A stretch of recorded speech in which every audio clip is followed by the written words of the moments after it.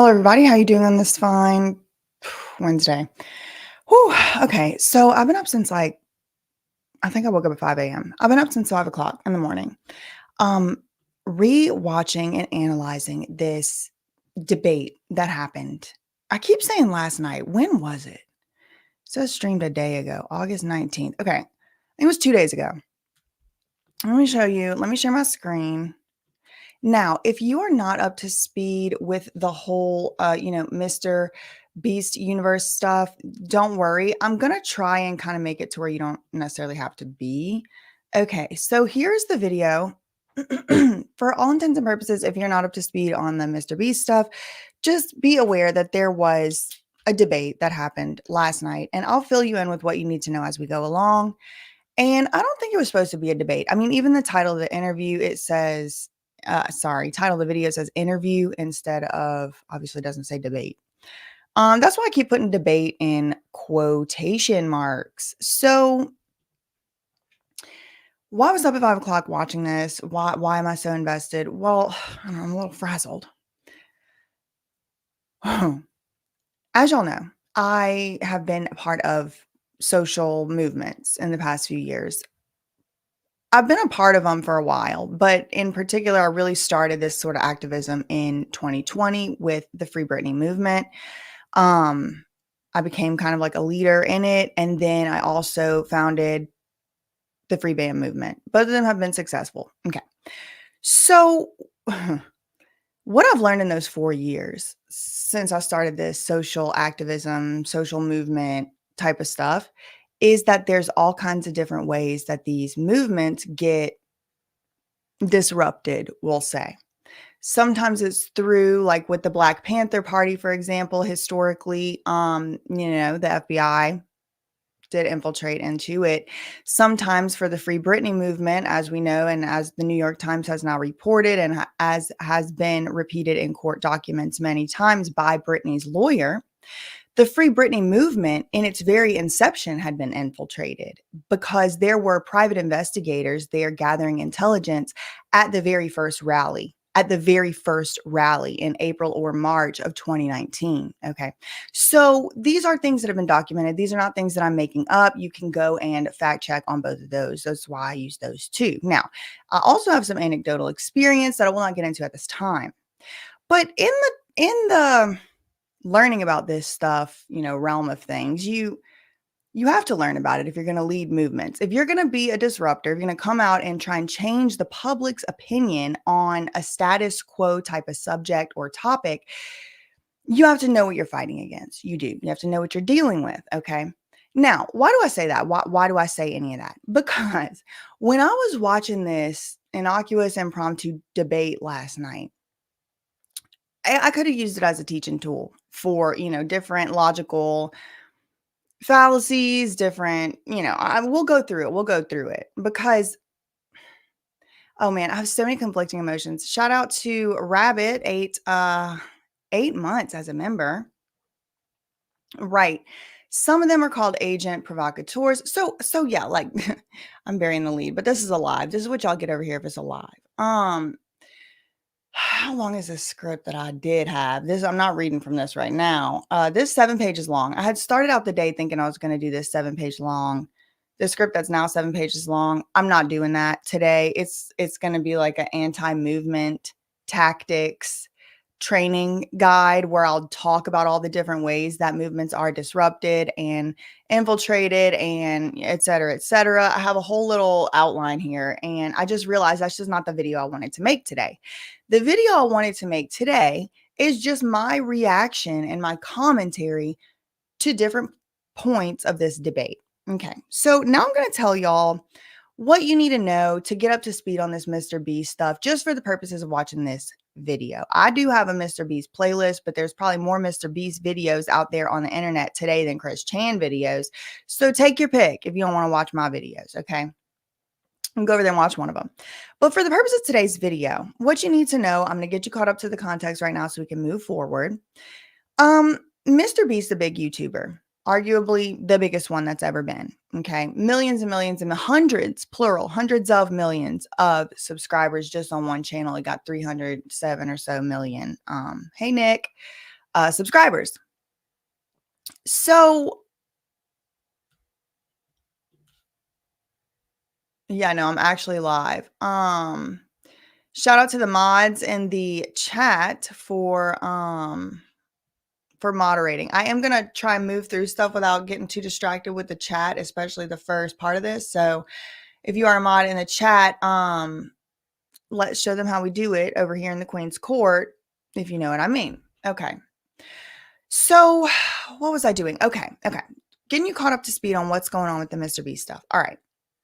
MrBeast is a big YouTuber, huge YouTuber, and arguably most of his audience is on the younger side, probably under 18.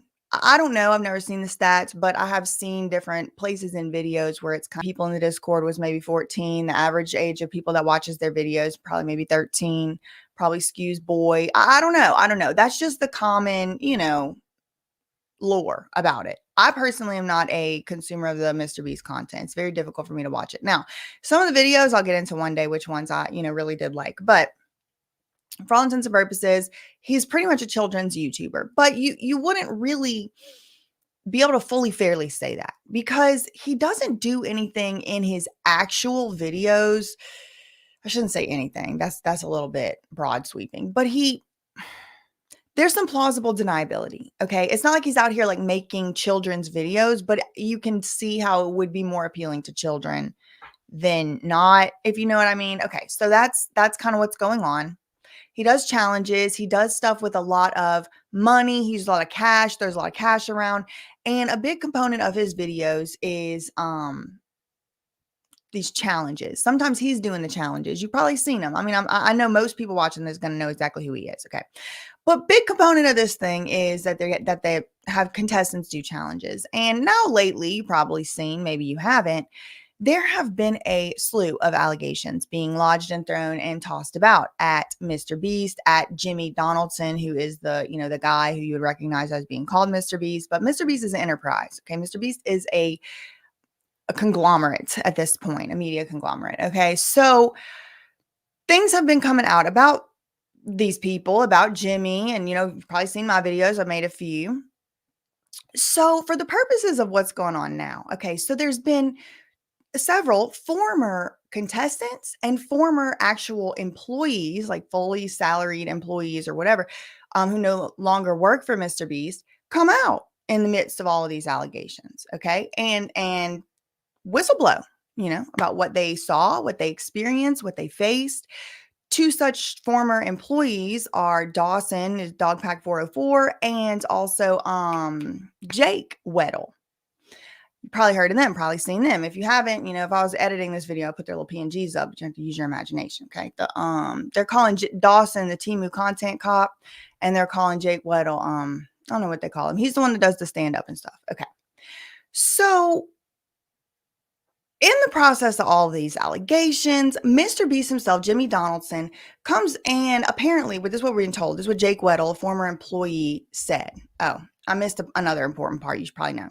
Jake Weddle wasn't only a employee, he worked as a producer. I don't know what exactly his job titles were, but he worked for the company. And then after he didn't work for them any longer, he came back actually as a contestant to do a challenge. So he was also a challenge contestant after he no longer worked for MrBeast anymore. So, and then there was a lot of other stuff that happened, with all that, but that's just the what you need to know right now. So Jake Weddle gets caught. Okay. So in the midst of all these allegations, stuff starts coming out about people on MrBeast's team. Stuff starts coming out about his long-term collaborator and pretty much childhood best friend, at least from the time he was a teenager, Jimmy, his best friend, who's transgender now, or maybe always. I don't really know. I'm not trying to offend anybody. I don't know what the right terminology is. It's very hard to keep up, but I'm really trying to be respectful and stuff.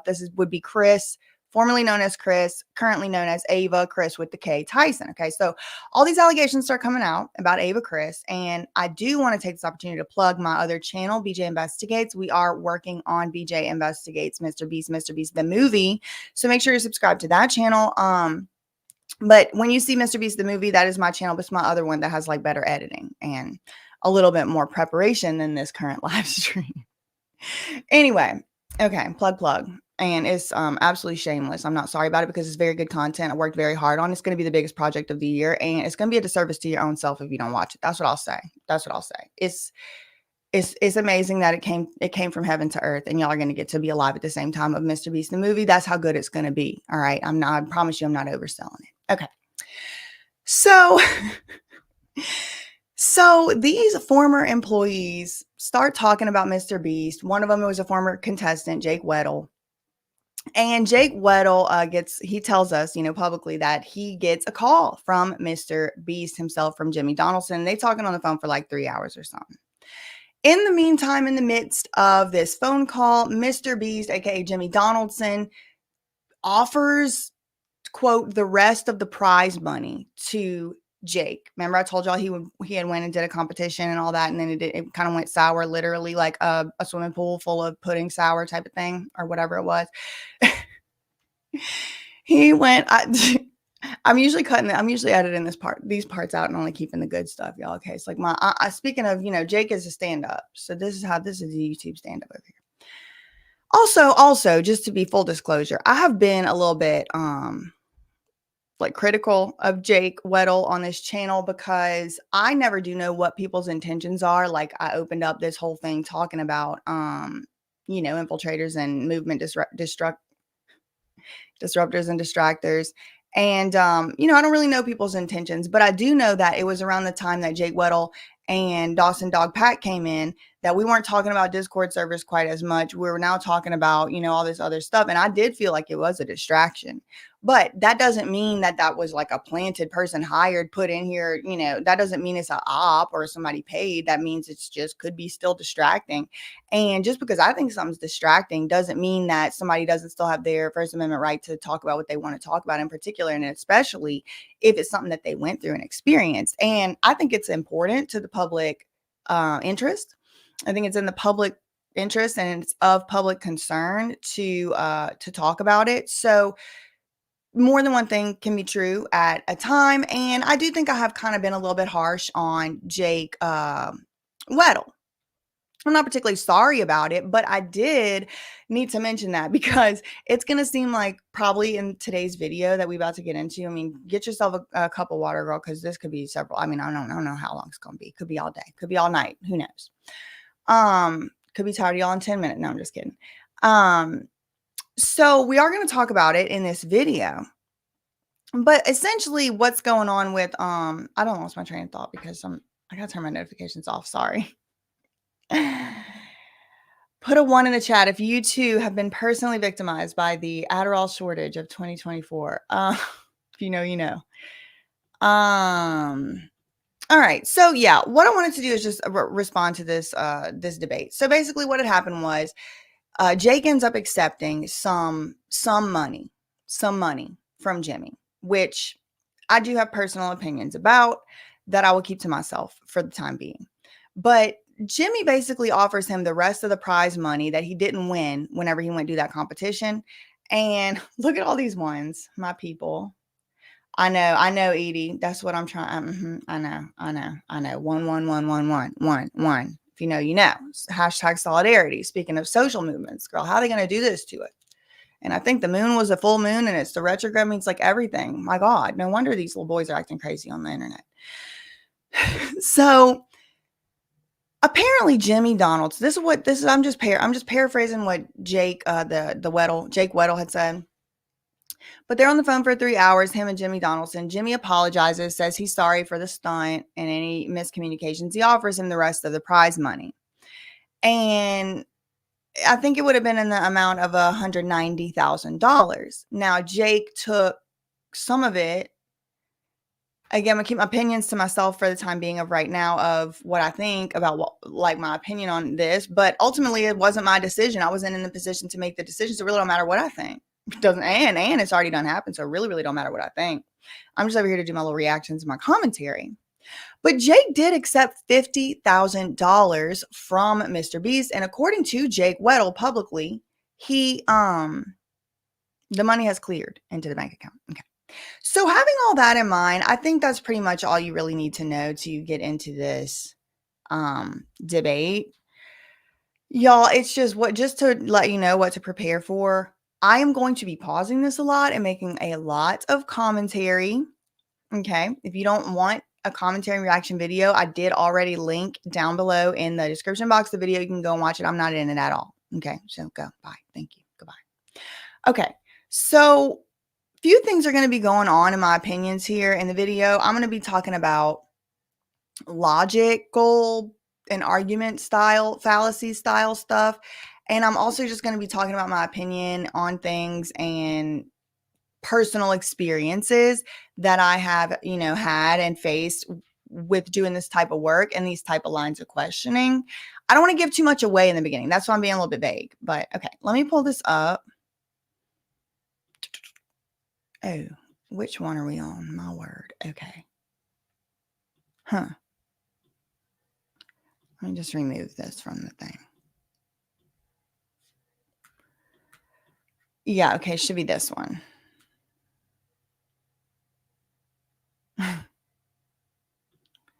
Yeah, I mean, how boring would it be if I wasn't a little bit dramatic? I mean, it would be boring and y'all would be bored. So, you're welcome.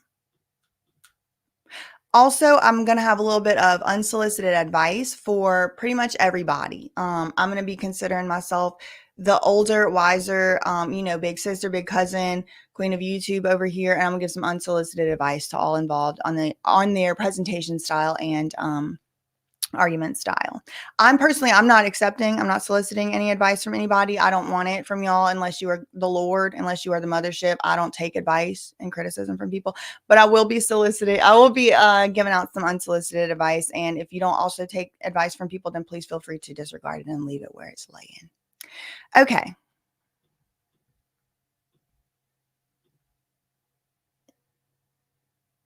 Oh my gosh, this is so funny. Well, welcome. DLA said, literally discovered you yesterday and became an instant fan. That is so cool. Thank you. Okay, so here's the video. I have, oh no, I'm in the wrong spot. I need it to be like around. Pizza guy, he had the uniform. It starts around 17 minutes, this video. And then there's some other links that I do have up here, but y'all don't have to worry about them right now. Oh yeah, I typed in Cam Nuggets here. Okay, let's see. He was offered 197. Oh, Journey's like, no, I'm dramatic. Stop. Well, even if you're talking about me, yes, I am. You're welcome still. Yeah, no, I mean, unless it's the Lord of the Mothership, I'm not accepting criticism. Sorry. I don't work for you. I don't work for you. You're not my boss. It's one of my criticisms y'all gonna hear. Spoiler alert, just give you a flavor of the type of thing I'm gonna be talking about. Some of my criticism is that this like, oh, I love my fans. I love my audience more than anything. I love them. Well, you need to be loving the Lord more than anything, because if you love your audience more than anything, you are going to get led astray. And when I say the Lord, it's like a Southern euphemism for me. It's just like sounds, cute to say. In the definition section, the Lord just means like your higher consciousness, the universe, the thing, even if like your higher self, your spirit, whoever it is, whatever it is you want to conceptualize it as, the thing that's not your audience, the thing that helps you to know the right from the wrong, that's who you work for. That's who you're supposed to work for. Audiences can come and go. I love y'all. I mean it. But I'm not working for y'all. I'm here with y'all. I'm one of the people. Okay. I'm for the people, by the people right here. I'm saying what I think on my page, and y'all should say what you think on your page. So that's one of my criticisms, right? We're going to get to. All right. Anyway. Okay. So I'm going to be pausing a lot. I don't want to hear y'all complaining about it either. I'm going to be here for a while. Old school, pausing a lot, ranting, and I'm not sorry. And he did it. And if he's still doing stand-up, he's either in North Carolina or Atlanta. Shout out to Mike Horn. Is this paused? Pizza Mike. Mike Horn's a cool name. Yeah, great name. Well, hello. Hello there. Hello. Okay. Hello. Okay. Thank you for adding me to the stream. Very much appreciated. So who's on this stream right now? Great question. All right. So Cam Nuggets, that's whose channel this is, actually have cited his videos in the MrBeast lore, like I think 3 times. It's the 3rd time. So doing very great work over there. So I would recommend y'all go and watch his video. Obviously I know this is a very long stream, but give his channel a look. Tell him I sent you. I did tell him I was going to be doing this live today and on Twitter messages, but other than that, we've never spoken. We didn't speak either. That was a DM. Just, letting y'all know where it stands. It's not like I'm best friends with any of these people. The one behind the in front of the checkered wall or whatever, that's Jake Weddle. Probably y'all know. And I think it's Jake Weddle's on the phone. The only person you're gonna see on camera is Cam Nuggets and me. And again, this is like not last night, but the night before, like a day and a half ago, 2 days ago, whatever. Jake Weddle's on the phone. Now, the person calling in is this guy right here, Lyrix, Lyrix. Never heard of him in my life till yesterday. A little bit all roads leads to clowns here.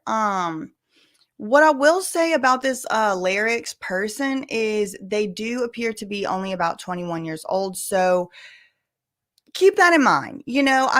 This video is not meant for y'all to go and drag anybody. It's not meant for y'all to go and make any comments for anybody other than, like I just said, tell somebody hello and be nice and say I sent you to their channel as a friendly hello. But nobody needs to be leaving any mean comments. Nobody needs to be looking anybody up. Okay. I'm responding to and reacting to a public debate. This person, Lyrix, he appears to only be about 21 years old. I think maybe only 20.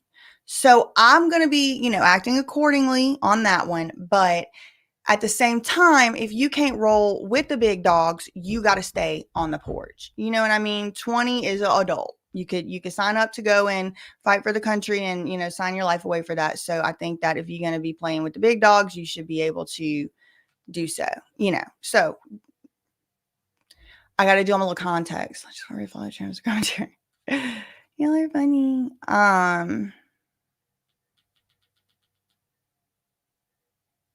Yeah, yeah, exactly. So I am a grown ass woman. Okay. I know I'm aging in reverse and all of that. That's because I'm God's favorite. I'm going to be 34 years old in a couple weeks. All right. So I'm going to act accordingly. Y'all can do with that what you will. Okay. So at this part in the video, what's his name? Lyrix has just now come on, right? And you're going to hear him and we're going to pause it, but he's just now come on and it's supposed to just be an interview. From what I understand, there was also another live stream that took place before this one that had been going on for quite a while. If somebody has the specifics, you can put it in the chat and I'll pin it on the screen here. But it does appear to me, and it'll probably appear to you, that they did come from a chat just now, another live stream of the sort. And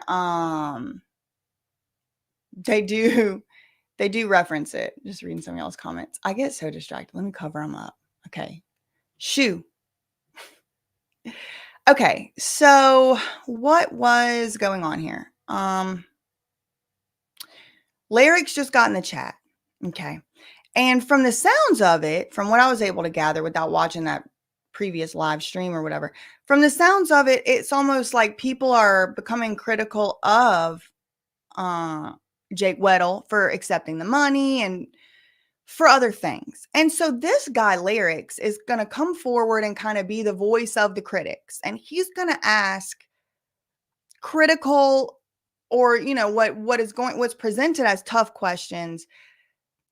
And then, calamity ensues, essentially. Welcome. So yeah, if you don't mind, I just have like a few questions or whatever, if that's cool with everybody in the car. Yeah. Yeah, so first coming in honest and good faith. Jake Weddle, I actually did check out your stand-up from your video. I think it was your most recent update, your video before your MrBeast one. Unironically, I thought that it wasn't that bad. I just thought questions sometimes. That's not the meanest thing I've heard of. Okay, we already pausing. Yes, we are. Okay.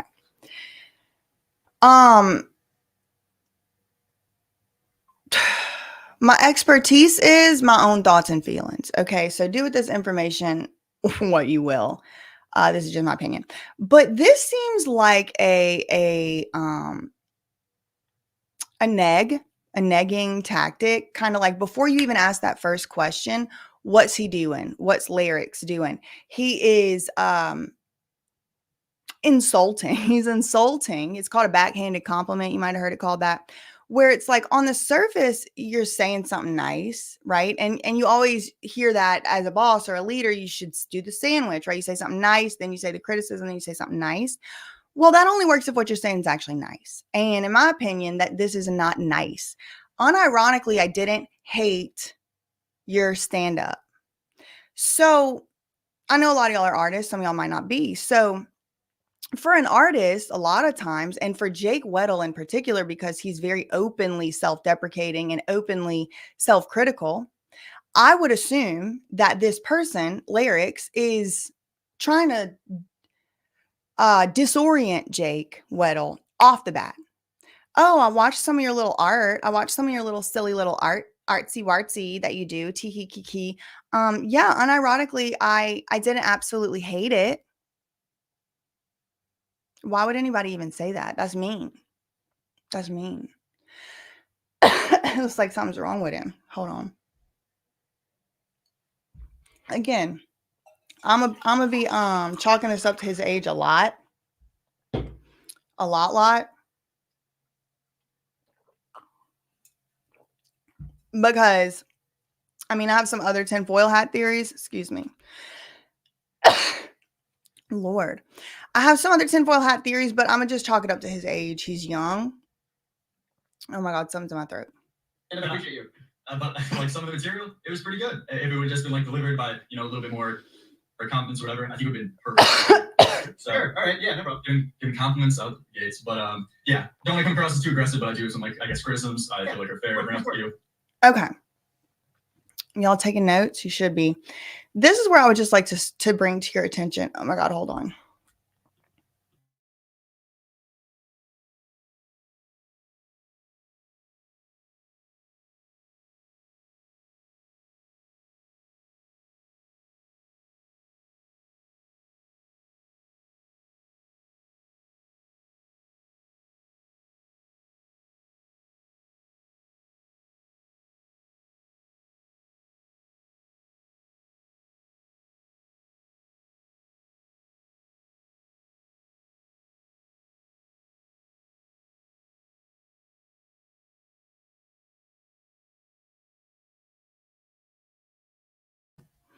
This is why I don't do lives. I got something in my throat. It's like a feather. Okay. Seriously. When I'm not using my camera, I do this. And you know why. Okay. Bear with me. No, I'm not okay. I'm choking.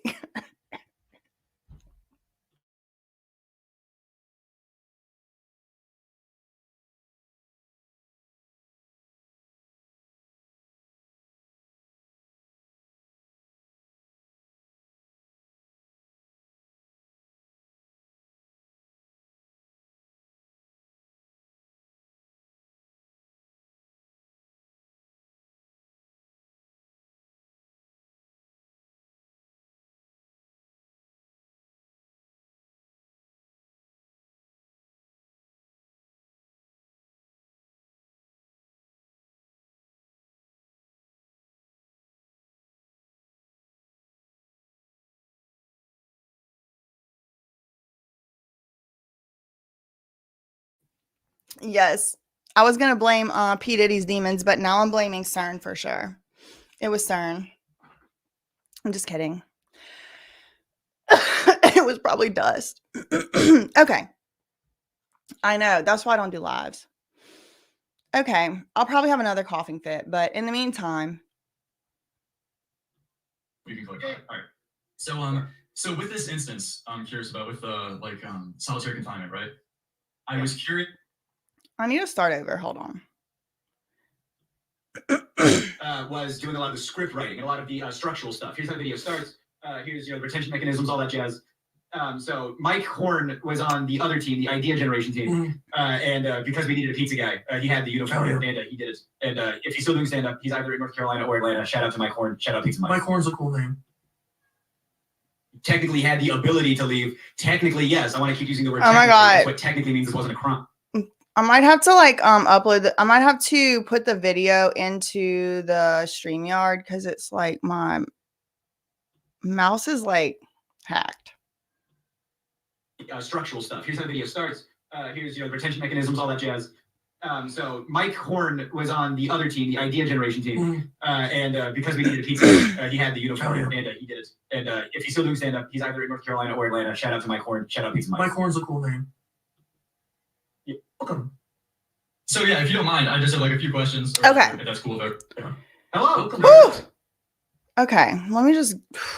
Oh my god, it's like literally like I don't even have control over my. I'm gonna have to get something else besides StreamYard. Literally.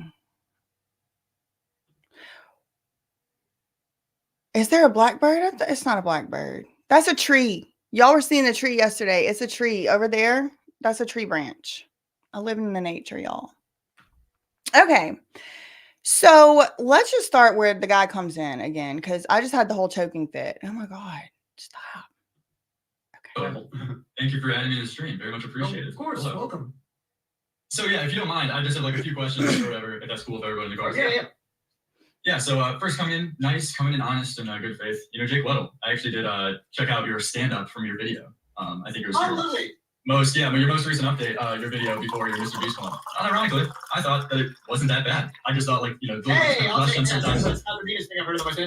that's bitchy. That's bitchy. And I think that Jake is just, I don't know, like trying to cope with it. Like, did y'all know the kids are using cope as a new thing? Like that's not that, like it's a new slang now. Hard to keep up. But that's not what I meant it as. I think he's just trying to like roll with the punches because now it's live and he probably wasn't expecting like such a bitchy comment. Like unironically, I didn't hate it. So he's like, being nice, but like, I don't know, like if it's me, I'll do it. If it was me, I would say, well, something must be wrong with you because everybody loves it. So I don't know why it would be unironic for you not to hate it. I wouldn't expect anybody to hate it. I mean, like, you don't have to, what I mean is you don't have to accept people's insults that are couched as whatever, compliments or jokes. But like some of the material, it was pretty good. If it would have just been like delivered by, a little bit more confidence or whatever, I think it would have been perfect. Great. Perfect. So, sure. All right. Yeah, no problem. Just to find some common ground with this other kid, I agree. I do agree that Jake Weddle's presentation for his comedy style, since he is apparently, soliciting people's opinions, I think that it could be majorly improved with a little bit of confidence and it taken out a little bit of that self-deprecation. I think in 2005 to 2015, it was like the self-deprecation comedy humor era. That's over. And so there's still people that do it, but it's kind of bordering on cringe. And it's like, you can stand without it. So with that, criticism, I would agree. But at the same time, like, you don't have to take people's criticism. That's a hack. Out the gates, but yeah, don't want to come across as too aggressive, but I do have some criticisms I feel like are fair. Hope you can clarify. All right. So with this instance, I'm curious about with solitary confinement, right? I was curious. Also for me, I mean, starting out the thing talking about, I don't want to come across as too aggressive. So I wanted to start it with a compliment, and that was his compliment. That's telling, if you know what I mean. Was there a time, because I feel like this was kind of lost in the dog pack video, was there a time where specifically that you told MrBeast and the crew that I want out, I don't want to do this challenge anymore, and they told you, no, you have to stay in the challenge? Yeah, I was trying to talk to Jimmy only came in for a little bit, and it was to film. So when I was doing a lot of the production talk, it was to, If this is me answering this question and, knowing the facts that I do know, I would just say, no, there was no time that I specifically screamed, I want out, and I was, held down against my will. No, because that's never been Jake's point. His point has never been that he was told, you told MrBeast and the crew, I want out. I don't want to do this challenge anymore. And they told you no, right? I don't know that I've heard Jake say, I said I wanted out. I told MrBeast and the crew, I don't want to do this challenge anymore. And they told me no. So this is a straw man. Sorry, it is. No one said that. If he did say that, he should have had the clip pulled up. because he has clips for other stuff. But Jake is already trying to defend. It's for what? You didn't say that. You don't have to defend something you didn't say. Directors and producers. So there was times leading up to the marathon where I was vocalizing, not necessarily I want to get out right now, but hey, what if we did it not in 30? What if we maybe did less than that? What if we, I don't know, what if we did 10, or what if maybe, I don't know. And then leading up to the marathon, it was getting a lot more apparent that I would have liked to have left. And the straw that broke the camel's back was definitely the marathon itself. And once I was saying, I want to get out. They were actively trying to convince me to stay in there longer. They were trying to convince me to stay in there maybe. I think I said this in the dogfight video, 7 more days. And I was telling them, no, I don't want to do that. I can't do that. And that's when the lights finally got turned off. And so to refresh your memory, this challenge required him to be in solitary confinement, which I think is a misnomer in and of itself. It's not solitary confinement if people are coming in talking to you all day, because there's people in solitary confinement. I'm sure y'all know some. Sure, some of y'all have family members. Like I have in the past had family members who have gone to solitary confinement, and it's really 23 hours a day with yourself. Okay, so it's not solitary confinement, but that is not saying that just because it's not as bad as really solitary confinement is that it's not bad. That's not me saying that. So y'all gotta be careful about how y'all interpret stuff. But what this is going on here, you want to get out. No, there was no time to try to convince me to stay in. I don't want to do that. That's when the light got turned off and I slept. The allegations that Jake has made, among other things, are that during this challenge, they were using coercive, abusive or inhumane tactics on him. And with some of it, I would agree if it's true, like the sleep deprivation. He's saying that he was sleep deprived. He's saying sleep deprivation as a stand-in for the fact that they refused to turn the lights off. And he said that it was similar to a war crime because, the Geneva Convention does set out certain things that you're not allowed to do. And then, of course, y'all know the whole thing at what Bay that had happened and all of that. And it's not lost on me, right, during all of this, is just my commentary, that Jimmy's mom, who's one of the lead honchos over there at the MrBeast Enterprises Corporation headquarters and all that, she was a warden at a military prison. So she would be extremely well versed in enhanced, advanced interrogation techniques. She might know what the military level experiments that are being run on. I don't know. I'm just saying, these are things that cross my mind. These things cross my mind. All that means is that it crossed my mind, though. I don't know. So let's see what else going on over here. Slept for I don't know how long, but one of those big, good, long 18-hour ones. Give or take. Yeah. So exactly. So quick through the time. Yeah, quick thing about those challenges. I think. Yeah, quick thing on those challenges. So were those challenges mandatory? The things like the marathon. I think the Rubik's Cube. Now, some of the stuff I do agree. With the reasoning behind the question, like he's saying where the challenge is mandatory. I know the reason he's asking if the challenges were mandatory is because he is trying to just get Jake to say he did have the choice to leave and he chose not to leave. That's what this guy wants Jake to say. Now, why? Does this 20-year-old want Jake 20, maybe he's 21. I think he might be 21 this year. He's 21.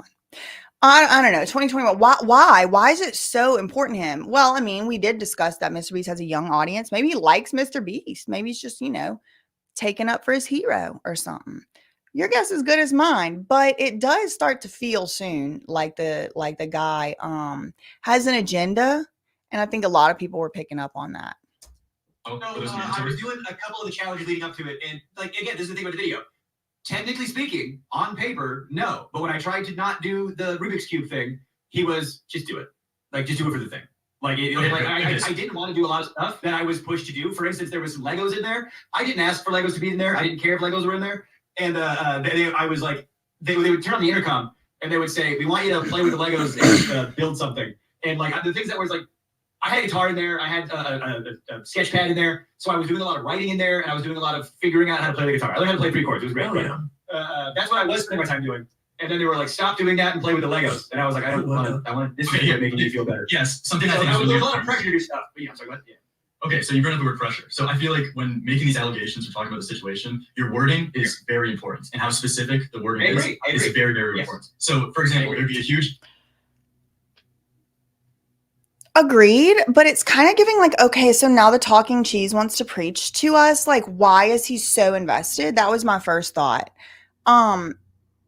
And he's saying stuff that any reasonable person would agree with. Like, what did he say? I quote, and y'all can read the transcript off to the side. I'm reading it as we go. I feel, it was a quote, I feel like when making these allegations or talking about the situation, your wording is very important. Agreed. And how specific the wording is very, very important. So, for example, there would be a huge difference if MrBeast told you outright, no, you have to do this, versus like if you felt pressured into doing it. Right. There is a huge difference. But like, y'all are going to hear me say this a lot during this video that's probably going to be 16 hours long at this point. But so what? A lot of this stuff's going to end up coming down to so what? Like, let's say we get all the way down to the end and they agree. It's like what they're agreeing to is not actually an issue at contention. Like, would Jake Weddle agree? I mean, I'm definitely not going to speak for the man, but would he agree that, quote, when making allegations or talking about a situation, wording is very important? Yeah, I mean, most people would agree. Anybody reasonable would agree. Your wording is important. So you can get Jake to agree to that. What does that have to do with anything, right? Very important. There is a huge difference between being tied up and say you cannot leave versus just pressured, right? This is if you've, studied the law or studied SA type cases, you will learn domestic incidents. You will learn about coercive control. It does exist. I don't deny it. I know for a fact it exists. So there is a difference between coercive control and explicit violent threats, of control. And so I even think Jake would agree with this. It's like this guy is building up a straw man again, right? I just think the way that you word things is very important. And there's a huge difference between MrBeast did not let you leave versus you were pressured. Wouldn't you agree? And it's kind of giving like the Harvard debate school captain, which, yeah, Harvard. I mean, this is familiar debate tactics, familiar mock trial cross-examination tactics. It's pretty clear what I'm looking at. Now, I don't know if this kid ever took a mock trial. You can learn all this stuff on the internet. You can learn it on there for free. But the way he's saying it makes it almost feel like it would be like, yeah, I have to agree to that because apparently it seems like I said that I thought they were the same, like, it's just to throw him off. And this whole, like, he's been trying to play a balancing act since the backhanded compliment. That throws you right off. And then you're second guessing your own confidence. That's why y'all got to start doing affirmations. Y'all got to start doing your affirmations, because if you're not shakeable, people can't shake you. Play that one back. If MrBeast told you outright, no, you have to do this, or you felt like pressured into doing it. So I want to ask you what these meant. Yeah, I agree. Yeah. So I guess I want clarification on that, because I feel like you're kind of answering some of these and like letting know. So I just want to clarify that. So what are these marathons or challenges mandatory? Again, I'm going to say technically no, but all the points I made in the video about why Jake, not that you asked me my advice, but if I'm giving it, I'm saying, let's pretend this is a deposition, because it's starting to feel like one. Okay, starting to feel like one. And if it were a deposition and we're playing mock trial deposition, not for a real case or nothing, because there's no real case going on and I would never give anybody legal advice. Well, to that question, so none of the challenges were mandatory, right? No. Jake never said they were mandatory, and his argument doesn't depend on them being mandatory. It's another straw man. Another one. pressure to do so still are aggressively valid. And I feel like saying, well, he technically had the ability to leave. Technically, yes. I want to keep using the word technically. That's what technically means. This wasn't a crime. But yeah. So in what ways did you? Yeah. So I guess in what ways did you feel that you were pressured? Did you feel like you would lose your job? Does Mr. Beast have a pattern of firing people if they don't do what he didn't? This is about the time that it started feeling like a deposition. To me, it's starting to feel like a deposition. He's trying to get specific intelligence. And this is where, if this was me on a live interview, because Jake said this, I got my little notes here. I'm not going to rewind back to it. My mouse is glitching. But at about the 12 to 15 minute mark somewhere, Cam Nuggets, the host, says Lyrix would like to come on and ask you some questions. And Jake said, quote, if he's an honest actor, let's do it. You know, basically, if he's going to come in good faith, let's do it. And so, in my opinion, that was Jake setting the rules of engagement of this debate. And I don't think that he has been an honest actor. And when he started drilling down for these specific details, and my deposition sensors would have started going off, I would have considered that as being a violation of the rules of engagement that I had previously set, which were that you were going to come at this in good faith. I don't have to convince you that I don't think you're approaching something in good faith. So as soon as I would have started feeling like this was a legal deposition, which is what this feels like to me, in my personal opinion, psychic vision from the Lord. I don't know these people from Adam, and I certainly wasn't there. But as soon as if it's me, if y'all are asking me what I would have done, I would have said, look, listen, it doesn't seem like we're going to be able to reach an amicable resolution here. And it does seem as though you already have your mind made up. It seems like you're on some type of intelligence gathering operation, either for your own self, or I really don't know. Maybe you working for somebody. I couldn't tell you. But I'm not feeling like you're respecting the rules of engagement that I set. And so I'm going to have to discontinue this, what was supposed to be an interview, but what now feels like a deposition. That's what I would have said. That's not what Jake does, but I can't blame Jake for that. I don't think anybody would say what I would say. I'm a little bit wacky. First of all, after this video didn't air, after we filmed, they did not call me back ever for another thing. So that just proves that, I was a poor sport about one. Not even a poor sport. I said no. Thank you. And then they're like, good job. There, that familiar, that default self-deprecation came in. I was a poor. No, you were not a poor sport, but you almost admitted that, and you kind of did now in this adversarial debate session. This is not an interview. This is not an interview. This is at least a debate, and I think it's at this point a deposition. Well, don't call Jay back for stuff. There was also the pressure to want to get called back, so I could do more challenges. So I could do. Wait, sorry. Sorry. Was that the case? I thought so. You were, if my timeline's correct. That was the last thing I ever did over there, and then they never called me back after that. So I can see that Jake is starting to get a little more animated, a little louder, which is understandable because I do think, like I already told y'all, I would have bounced. I would have said, I'm not doing the deposition with you, buddy, and we're not doing that. So I don't know who sent you, sweetheart, but we're not doing an intel gathering mission. Because so were you an employee at that time? Were you not at that time, because up until that point, I was nice. I was let go for trying to argue higher wages for another employee. And that was in 2020, I want to say October. And then they called me back because I was nice publicly, which is why that's why that pressure is real. I was then able to come back to do another challenge, and that's the one that fucked my shit up. And then I did not get to do any other challenges. They never called me back after that because of me saying I didn't want to do all of the things, which again. Okay, so that's a very important.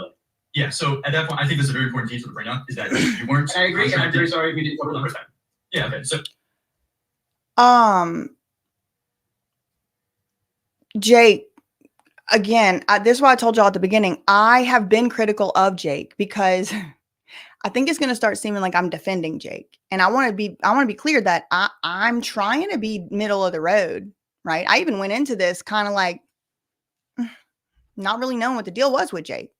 But by the end of this interview, I'm kind of like, oh man, who's this other guy? I'm kind of like, what's his motivation? It's even a little bit more suspicious than anybody else's to me. Like, why is he so invested?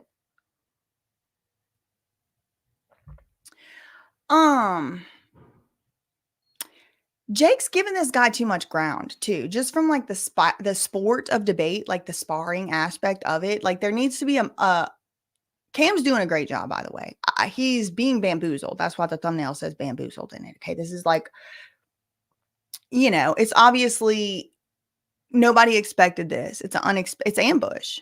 And so when I'm saying he needs a moderator, that XYZ LMNOP, I'm not saying Cam should have did this. I'm saying I don't think anybody was prepared to do a sparring match, a debate spar today, except for Lyrix, who seems to have his notes all prepared and ready. You know, it's an ambush. So what needs to happen is they need to have a moderator in here who actually knows the rules of debate and actually, you know, can help to moderate, because what's going on here, and I honestly, I don't think that anybody needs to debate. I don't think this was supposed to be a debate. But like, the things are going to get very important. It's very important. We have the talking cheese preaching. Very important. Here, another thing that this guy feels, and his feelings, he keeps saying that. He keeps saying that. He feels it's very important. If you weren't sorry, if we didn't cover yeah. And then Jake says it. So sorry, we didn't cover that the first time.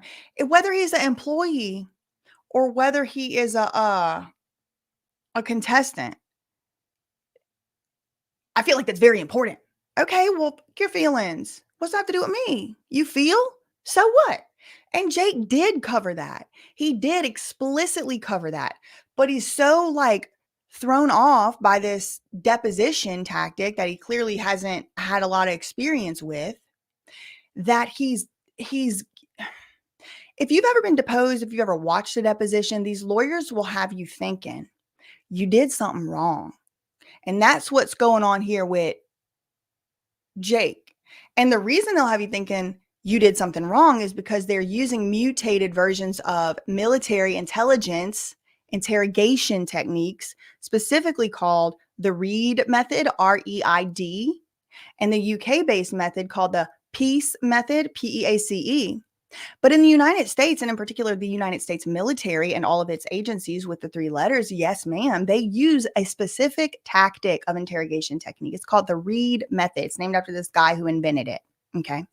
The original purpose of the Reid method was to determine whether somebody was lying to you, to determine baseline behaviors, and then to extract when they're being deceitful, right? That was the original thought process behind it. But a big part of the Reid method, and this is the one that police agencies use. I mean, the horse rots from the head down. Okay. I mean, they're using it in the elementary schools, most likely at this point. All right. The Reid method. It has the good cop and the bad cop. And the interrogators come into the interrogation with an assumption, an assumption of guilt. It's part of the method. It's part of doing the method, right? And if it sounds a little bit like Scientology to you, it sure damn does to me too. So in depositions, lawyers are approaching the adversarial side, the opponent, as if whatever it is, they did it. They're guilty. They did it. And they ask their questions accordingly. So in Lyrix's mind, Jake is guilty of something. I'm not exactly sure what, because everything he's so far in the first, 3 questions or so, everything so far Lyrix seems to be bringing up is stuff that Jake has already, and I've heard with my own ears, admitted. Now, that's not going to be the case for all of the things that happen in this interview, and I will point out whenever Lyrix does get a point over on Jake. But as of right now, I mean, what's the most recent thing? It's very important. It's very important, the difference between employees and contestants. Well, Jake said, yeah, I agree. And sorry if we didn't cover the first time. Yeah, okay. Jake knows if he would slow down and not let this troll have his Reid method work, he would remember that he has said that. Because like a lot of people assume good faith. I was one of these people. I still do. It's my natural disposition to assume that the people I'm dealing with on a day-to-day basis, anytime, any day, is they usually we're all on the good faith. Some people out here is a sociopath, okay? And some people out here has an agenda. And some people out here is just stupid. And maybe in their mind, they think they're doing a good faith and it's not. Okay. So you can't assume good faith. And look, I'm preaching to my own self as much as the next person. All right. But Jake's kind of saying, oh, sorry if I didn't bring that up. No, you are in an adversarial public live situation. Don't admit guilt and fault for something ain't your fault. You did say that you were not an employee. This man is all right. This child, this boy is all riled up for no reason. Yeah, I'm just bringing it up. I feel like it's a really big deal to know that you weren't a contracted employee at this time. That you were just in there as like paid volunteer, whatever you want to call it. You know what I mean? So that's a very important thing because that shows the pressure on whether or not you'll get a call back or not. Because there's like a huge difference between a contracted employee risking your job getting fired. Okay. This is important. Where's my little whiteboard? I might use a visual demonstration in a second. We have our first argument structure that I want to analyze here. Okay. So what does Lyrix say? A huge difference between a contract employee risking your job and getting fired versus just doing some kind of work on the side or whatever, hopefully, like American Ninja Warrior Challenge to get a whole bunch of money. So yeah, maybe that's a big difference. But he says why. What does he say? That weren't a contracted employee at this time. Here's the because. Okay. Because it shows the pressure. I am going to use a visual aid. Bear with me.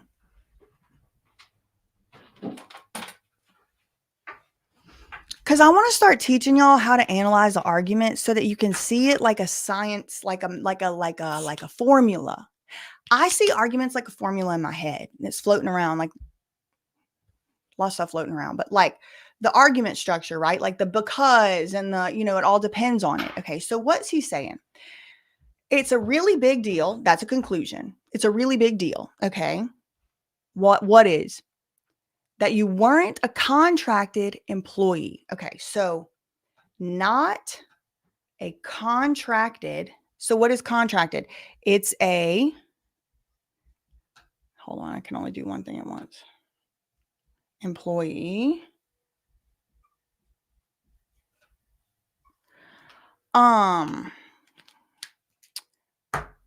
We're not a contracted employee, okay? And that equals a big deal. I need to get a little camera so y'all can see what I'm writing while I'm writing it. Big deal. I had to pay tuition to learn this stuff. Okay, y'all see it? He said, first of all, we have to, when you're doing logic, you have to make sure every word that you use as a definition and everybody agrees on the definition. Okay. You'll start to realize why that's important in your life, but write that down. All right. What is a contracted employee?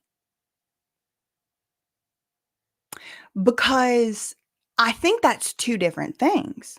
One is an independent contractor, right? Somebody that works on a project by project basis.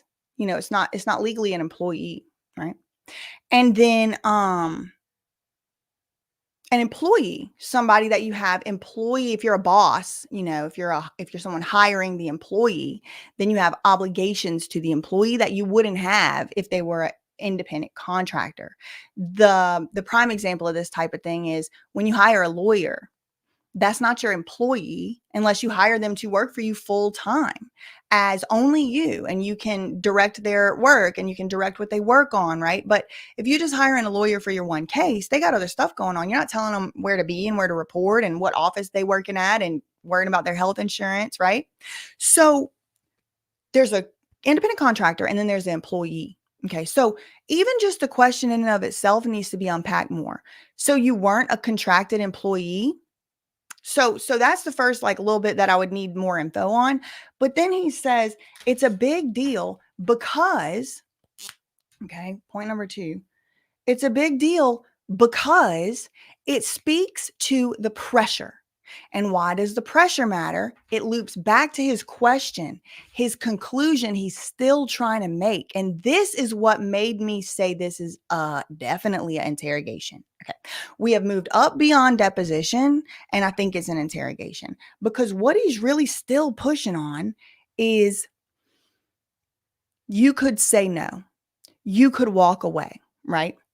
Could say no. That is his conclusion. could say no.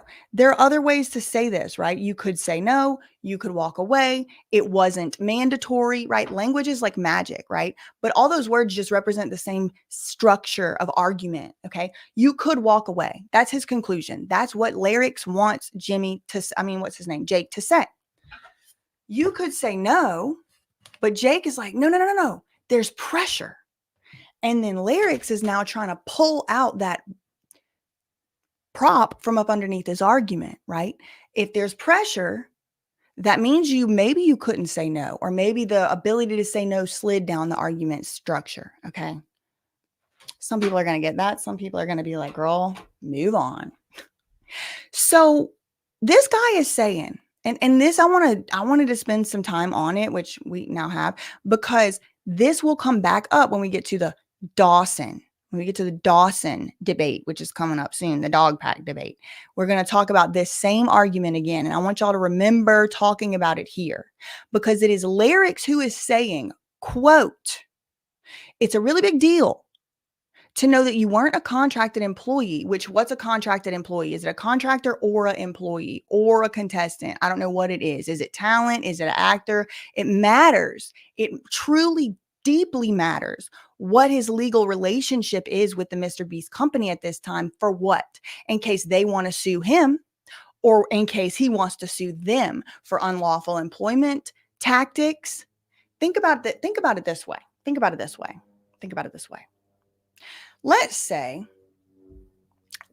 Jake Weddle wants to sue MrBeast for unlawful employment, something.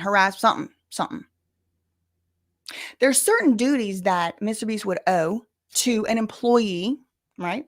And certain duties he would not owe to an independent contractor. He would owe to an employee. So wouldn't it be useful to defend yourself, if you're MrBeast, from any future possibly getting sued by specifically Jake Weddle, who's already proven himself to be a public squeaky wheel? Wouldn't it be useful to have a public admission by Jake Weddle stating that he understood and knew that MrBeast did not owe him any employment protections as an employee at the time that game happened? Wouldn't that be useful?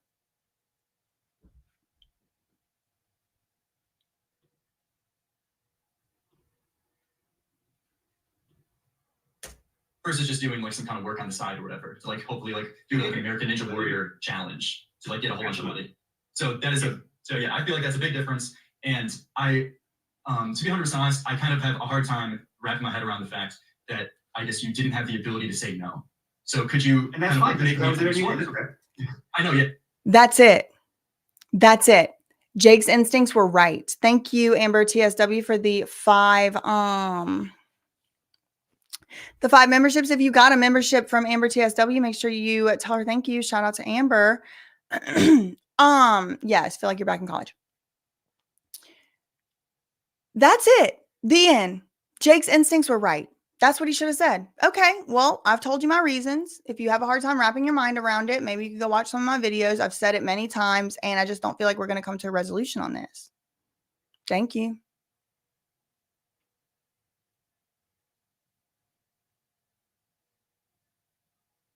But I have no problem sitting there in the silence. I mean, it's a lifetime of autism and I don't know. Chameleoning. But yeah, I mean, no, yeah, I'm the mask is off. I'm not gonna be gaslit. If I feel like we're having an adversarial discussion, let me say it one time, I have absolutely no obligation to engage in an adversarial discussion with anybody. So I'm not going to. If I feel like it, I will. But like, once I felt like this feeling, yeah, Jake should have just said, okay, well, I was there and you weren't. I understand that a lot of people would have been in my position, been there, and still not felt the same pressure that I did, because this is a subjective experience that I'm talking about, and coercive control is measured with the framework of a subjective person, what the person would have thought, what a reasonable person might think, right? But you have to use this deductive reasoning, and it is up to a jury. It's not a hard and fast fact, yes or no. So sometimes I guess a judge, but if you don't agree, okay, well, he just told you all his reasons and you don't agree.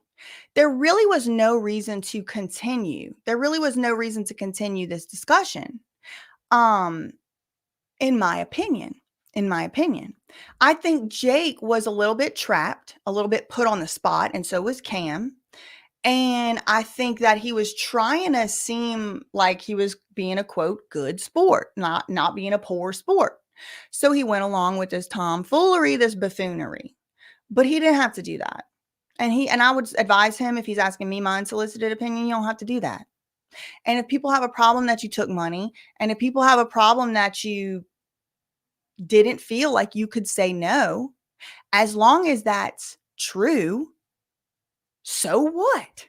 Didn't you go the last 20, however many XY, years without knowing this Lyrix person? Who cares if the Lyrix person don't see why you couldn't say no? Who cares if I don't? Who cares if anybody don't? Ask your own self. This is why y'all got to start doing your affirmations. Do I trust myself? Let me go back to my own. So let me go back to my meditation closet, my prayer, whatever you doing room, and ask my damn self. You'll probably find out this person's acting in bad faith, because guess what? Everybody else saw it.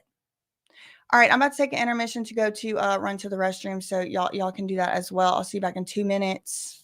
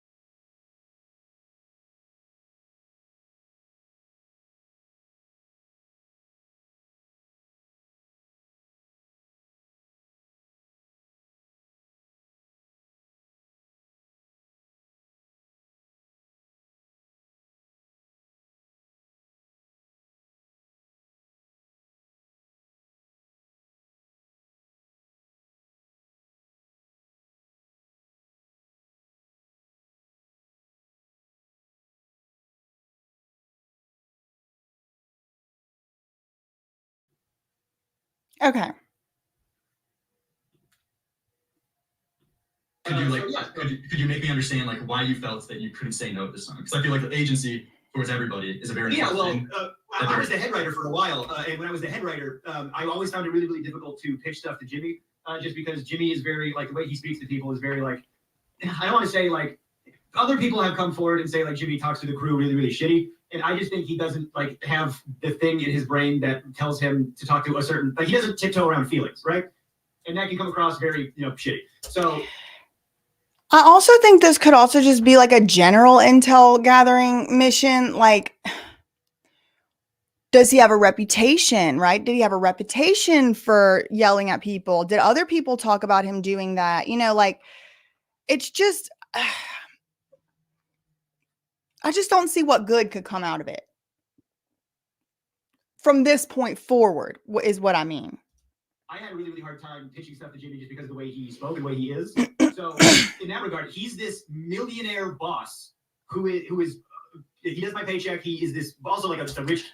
Okay, I'm gonna put the playback speed right now on like 2 or the highest I can, because I think this whole point right here is just kind of about like why he didn't feel like he could say no.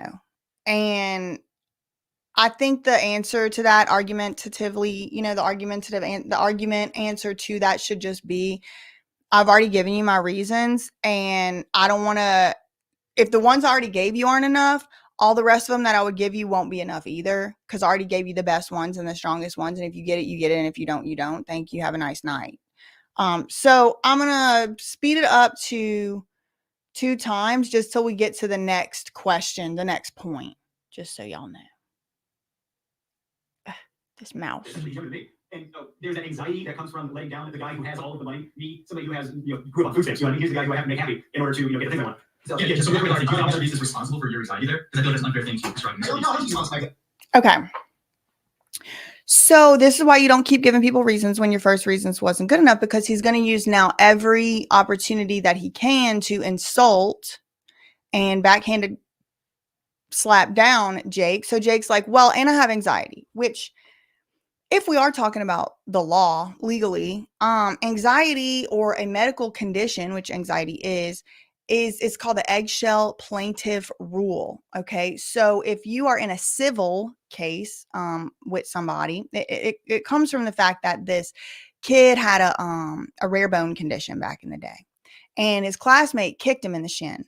And the whole little leg, the whole leg broke. I mean, it shattered. And it was like he had this condition that was like eggshell bone. Okay. So could break easily. Well, he sued the parent sued the other one, or whatever. Like you broke my kid's leg. I need the money for surgeries and stuff or whatever.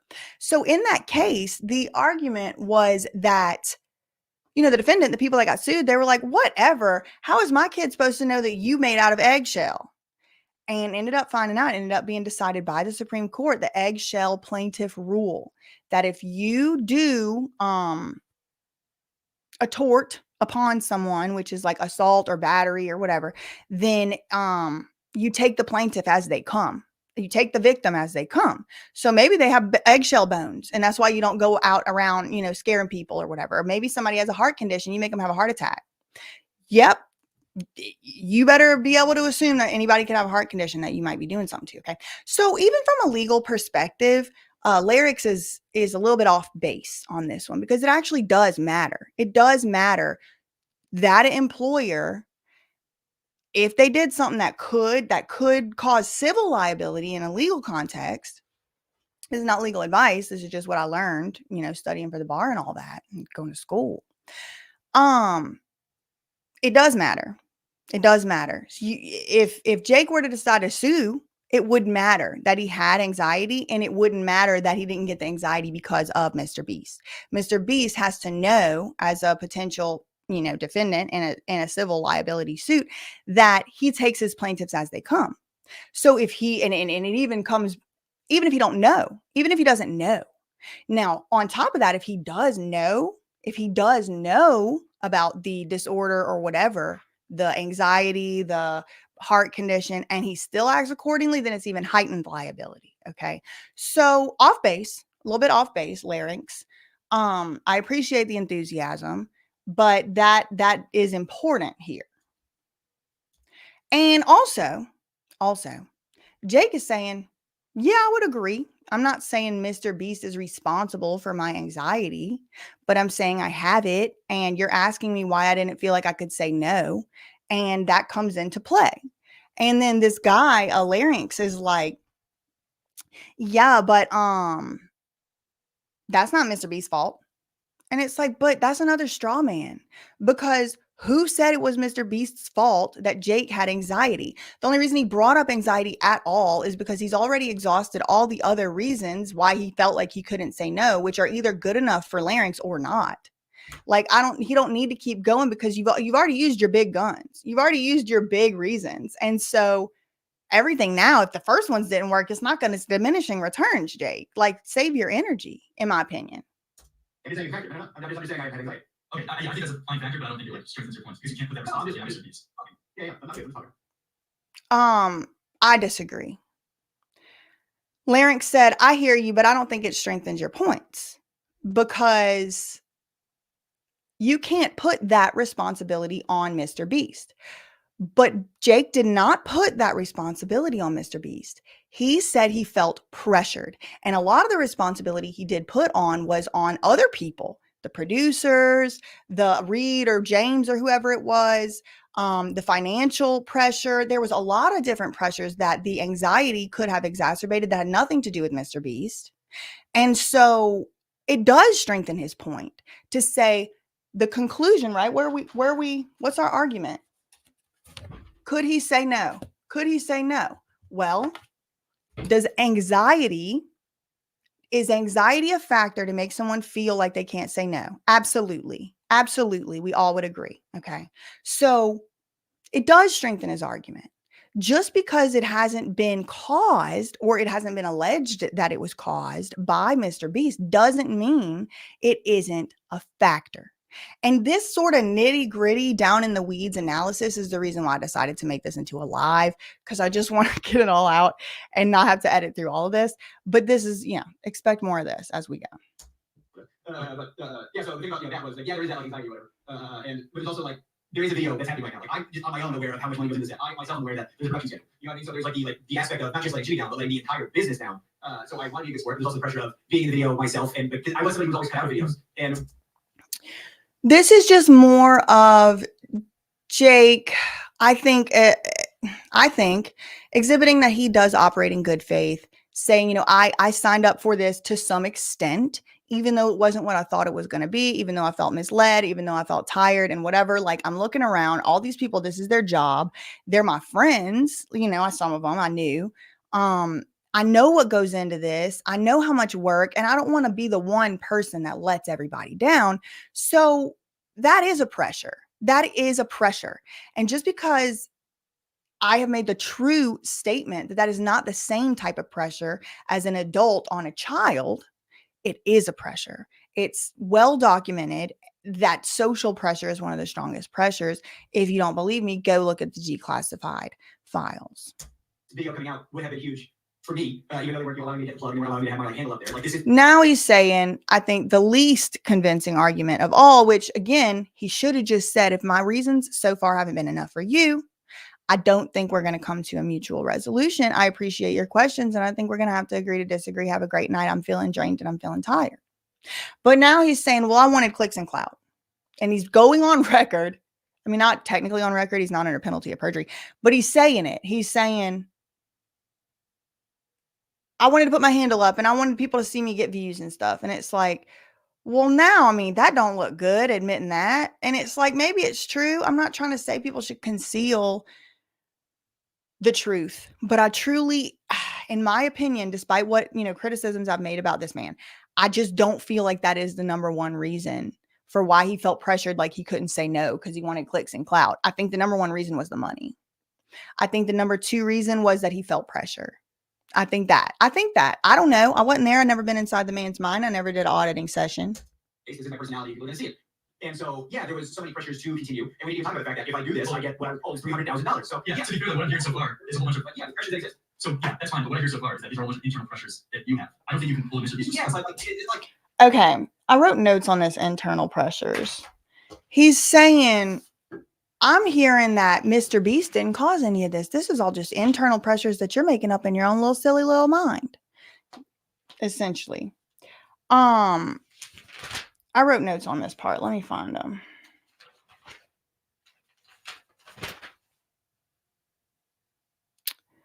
$27 minutes. Okay. I said, and right before this, they were kind of talking over each other, but Jake did say something like about the money. Like, and there was, look, 2701 didn't even talk about the fact that if I do this, I get what I was told is $300,000. So to be fair, okay.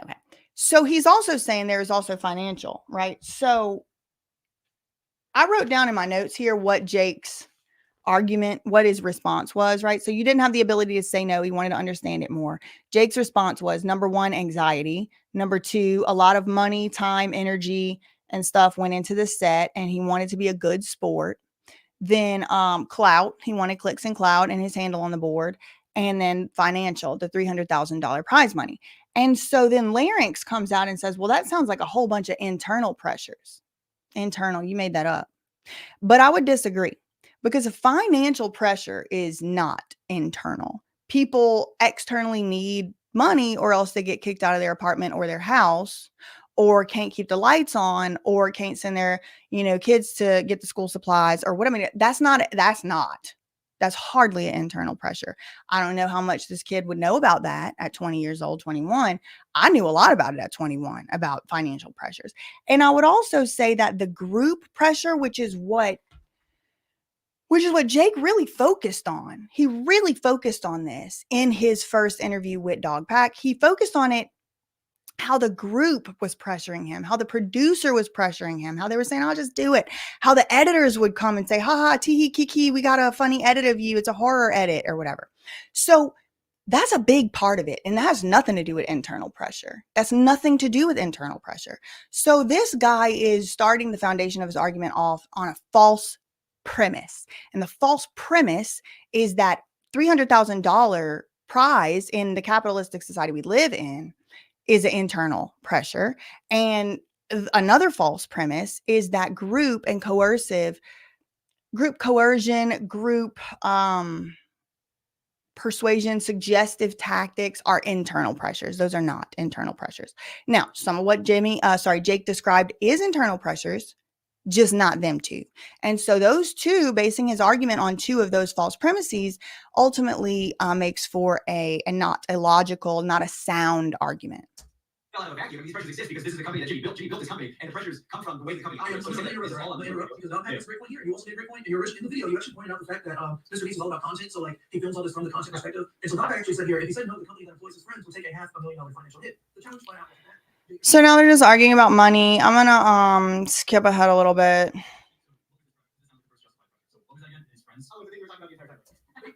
He's saying, this sounds like the first justified pressure. What are you talking about, friends? And it's like, well, justified according to who? Who? This person is telling you that he grew up on food stamps. He can't afford food. And he's being dangled $300,000 in front of his face. That's pretty justified of a pressure. Now, me? There's only so much I'm willing to put up with even for $300,000. I mean, I've been poor, I'll be poor again. Dignity is greater to me than a dollar sign.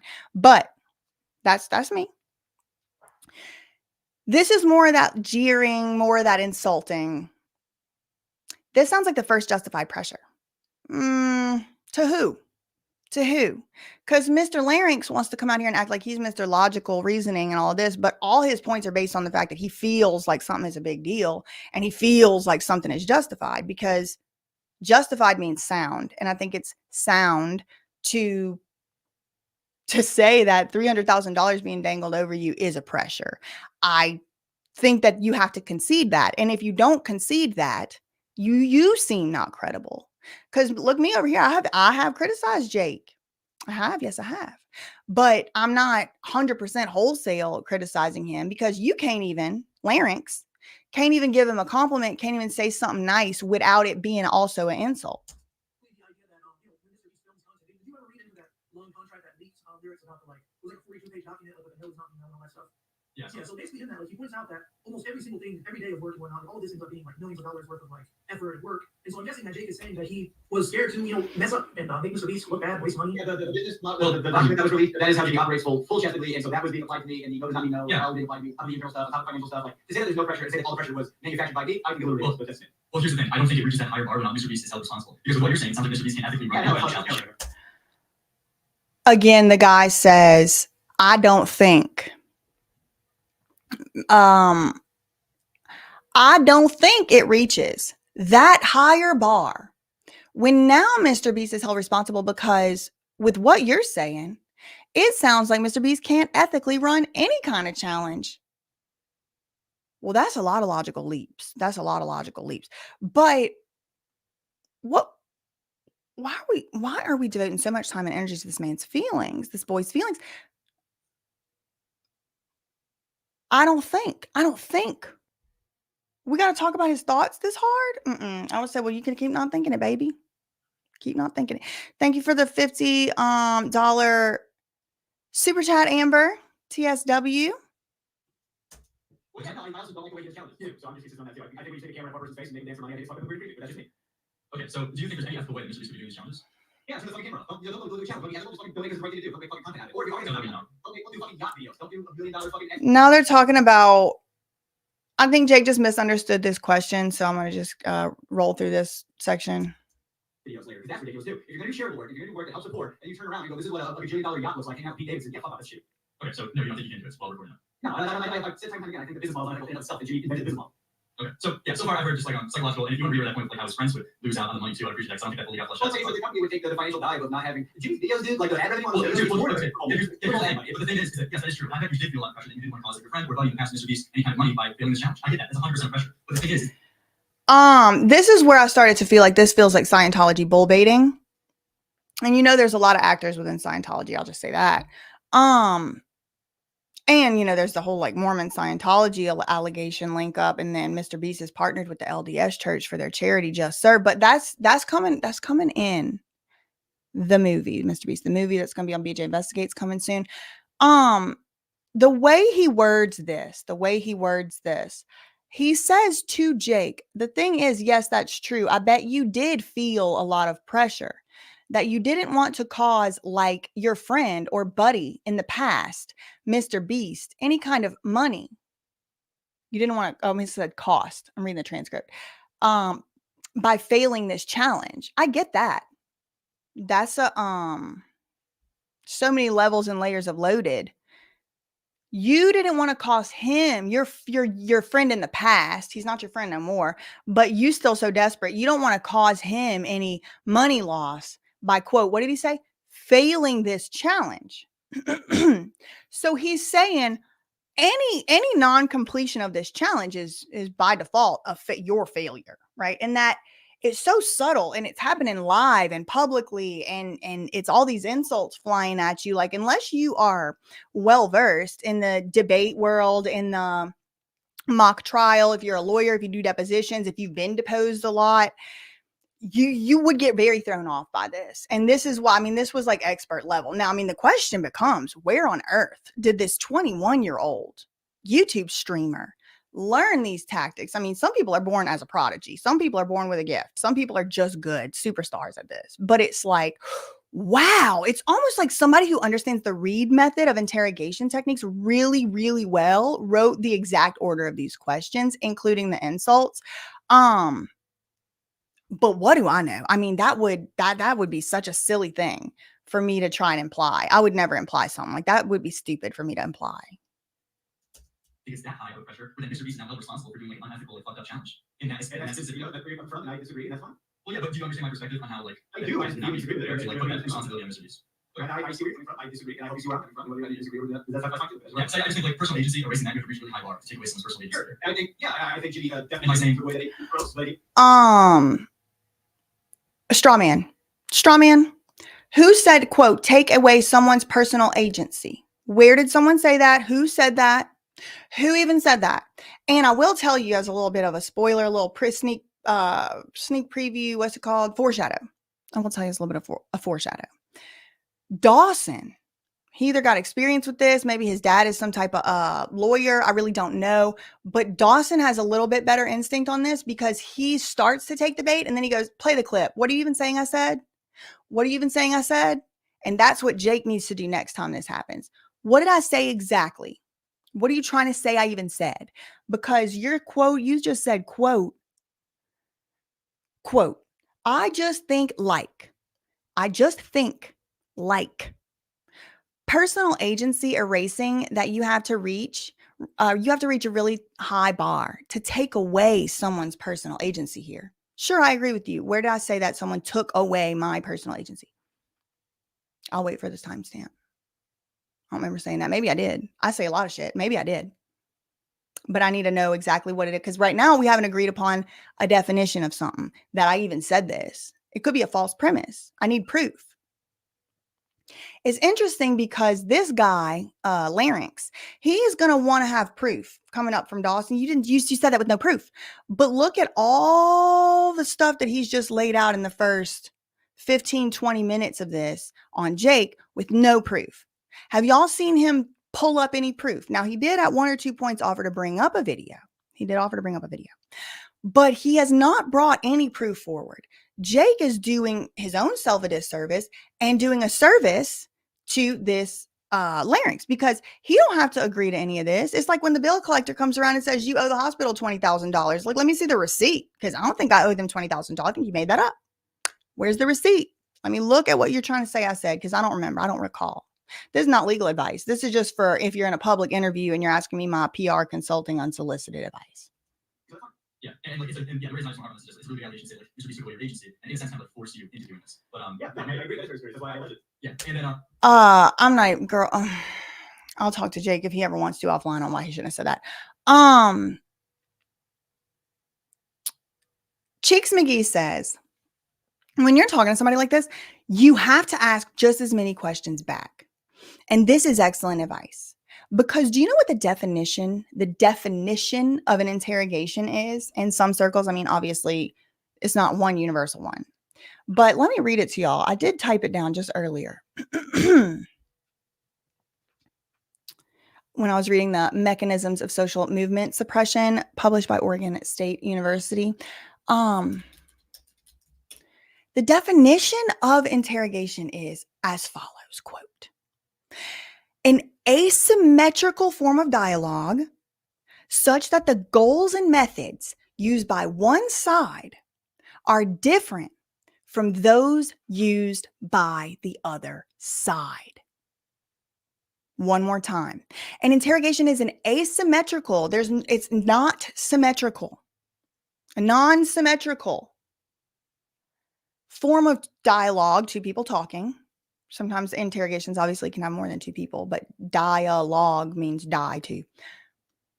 Such that the goals and methods used by one side of the conversation are not the same as the ones on the other side. So that this is an interrogation because the goals and the methods clearly to me of Jake are to get his side of the story out, to maybe somewhat clear up his reputation.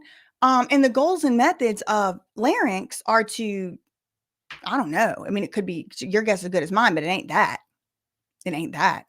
And the methods that he's using are aggressive, confrontational, stern, reverent, adversarial, formal,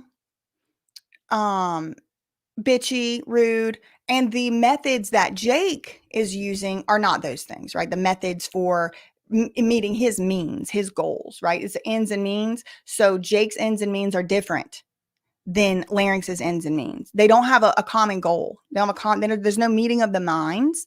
So Cam Nuggets, he seems to have a common goal with Jake. They seem to be on the same page, but it does not seem to me like they have a meeting of the mind. Like, what's your goal here? Right. And that's why you should have a moderator if you're going to have a debate, because it allows everybody to stay in line as far as what we're even doing here, because it's easy to veer off into just bitchy little insults that aren't actually moving anyone's purpose. So with the nobody's noted, there's something I wrote down that you said that I'm just going to quickly go back to. So you alluded to kind of things like saying, what if we did 10 days, not 30, right? That was one of the other reasons where you tried to say no, they didn't allow you to. Yeah, right. Well, until I was having a mental breakdown where one of the crew members had to come in and console me, fully like breaking down, and then a psych came in, and a psych said, "You guys got to stop." Once my agency really started taking over, I guess, is when maybe the lights got turned off and I got let out what I did. I just wish I didn't have to make that big of a stink, but that seems to be the only thing that moves things in this industry. So whatever. Yeah, I'm sorry. Could you explain what that big stink was? Because from what I heard from like the video, it was full on breakdown I had. Sorry, what does that mean? Oh yeah, crying profusely, panic attack level, anxiety attack, all while cameras were rolling. I have one of the crew members coming in and consoling. And this right here, I would say you should handle an adversarial deposition, interrogation, public live, just like you would handle dealing with a narcissist. I have no ability to diagnose anybody. I've never been to medical school, and I'm not in any way implying that this man is a narcissist. But I am saying that if you learn the techniques to deal with them, then you can deal with an interrogator. Okay, that's what I will say. And so never, ever, ever, ever use your mental health and symptoms of mental health that have been caused by somebody that is adversarial to you, or somebody who is being defended in an adversarial way in a fight with you. Never use your mental health, because guess what's about to happen? It's about to get used back against you and you're going to get triggered. Never use your mental health. It's just feeding them ammo. Remember, y'all, interrogations are intelligence gathering operations that are done with usually in the United States, with the purpose of the person that's interrogating you already thinks you did it. Okay. They not your friend. And that's why there's laws about interrogation whenever it's in a criminal setting, whenever you're in custody, because you can say something that can be mess you up.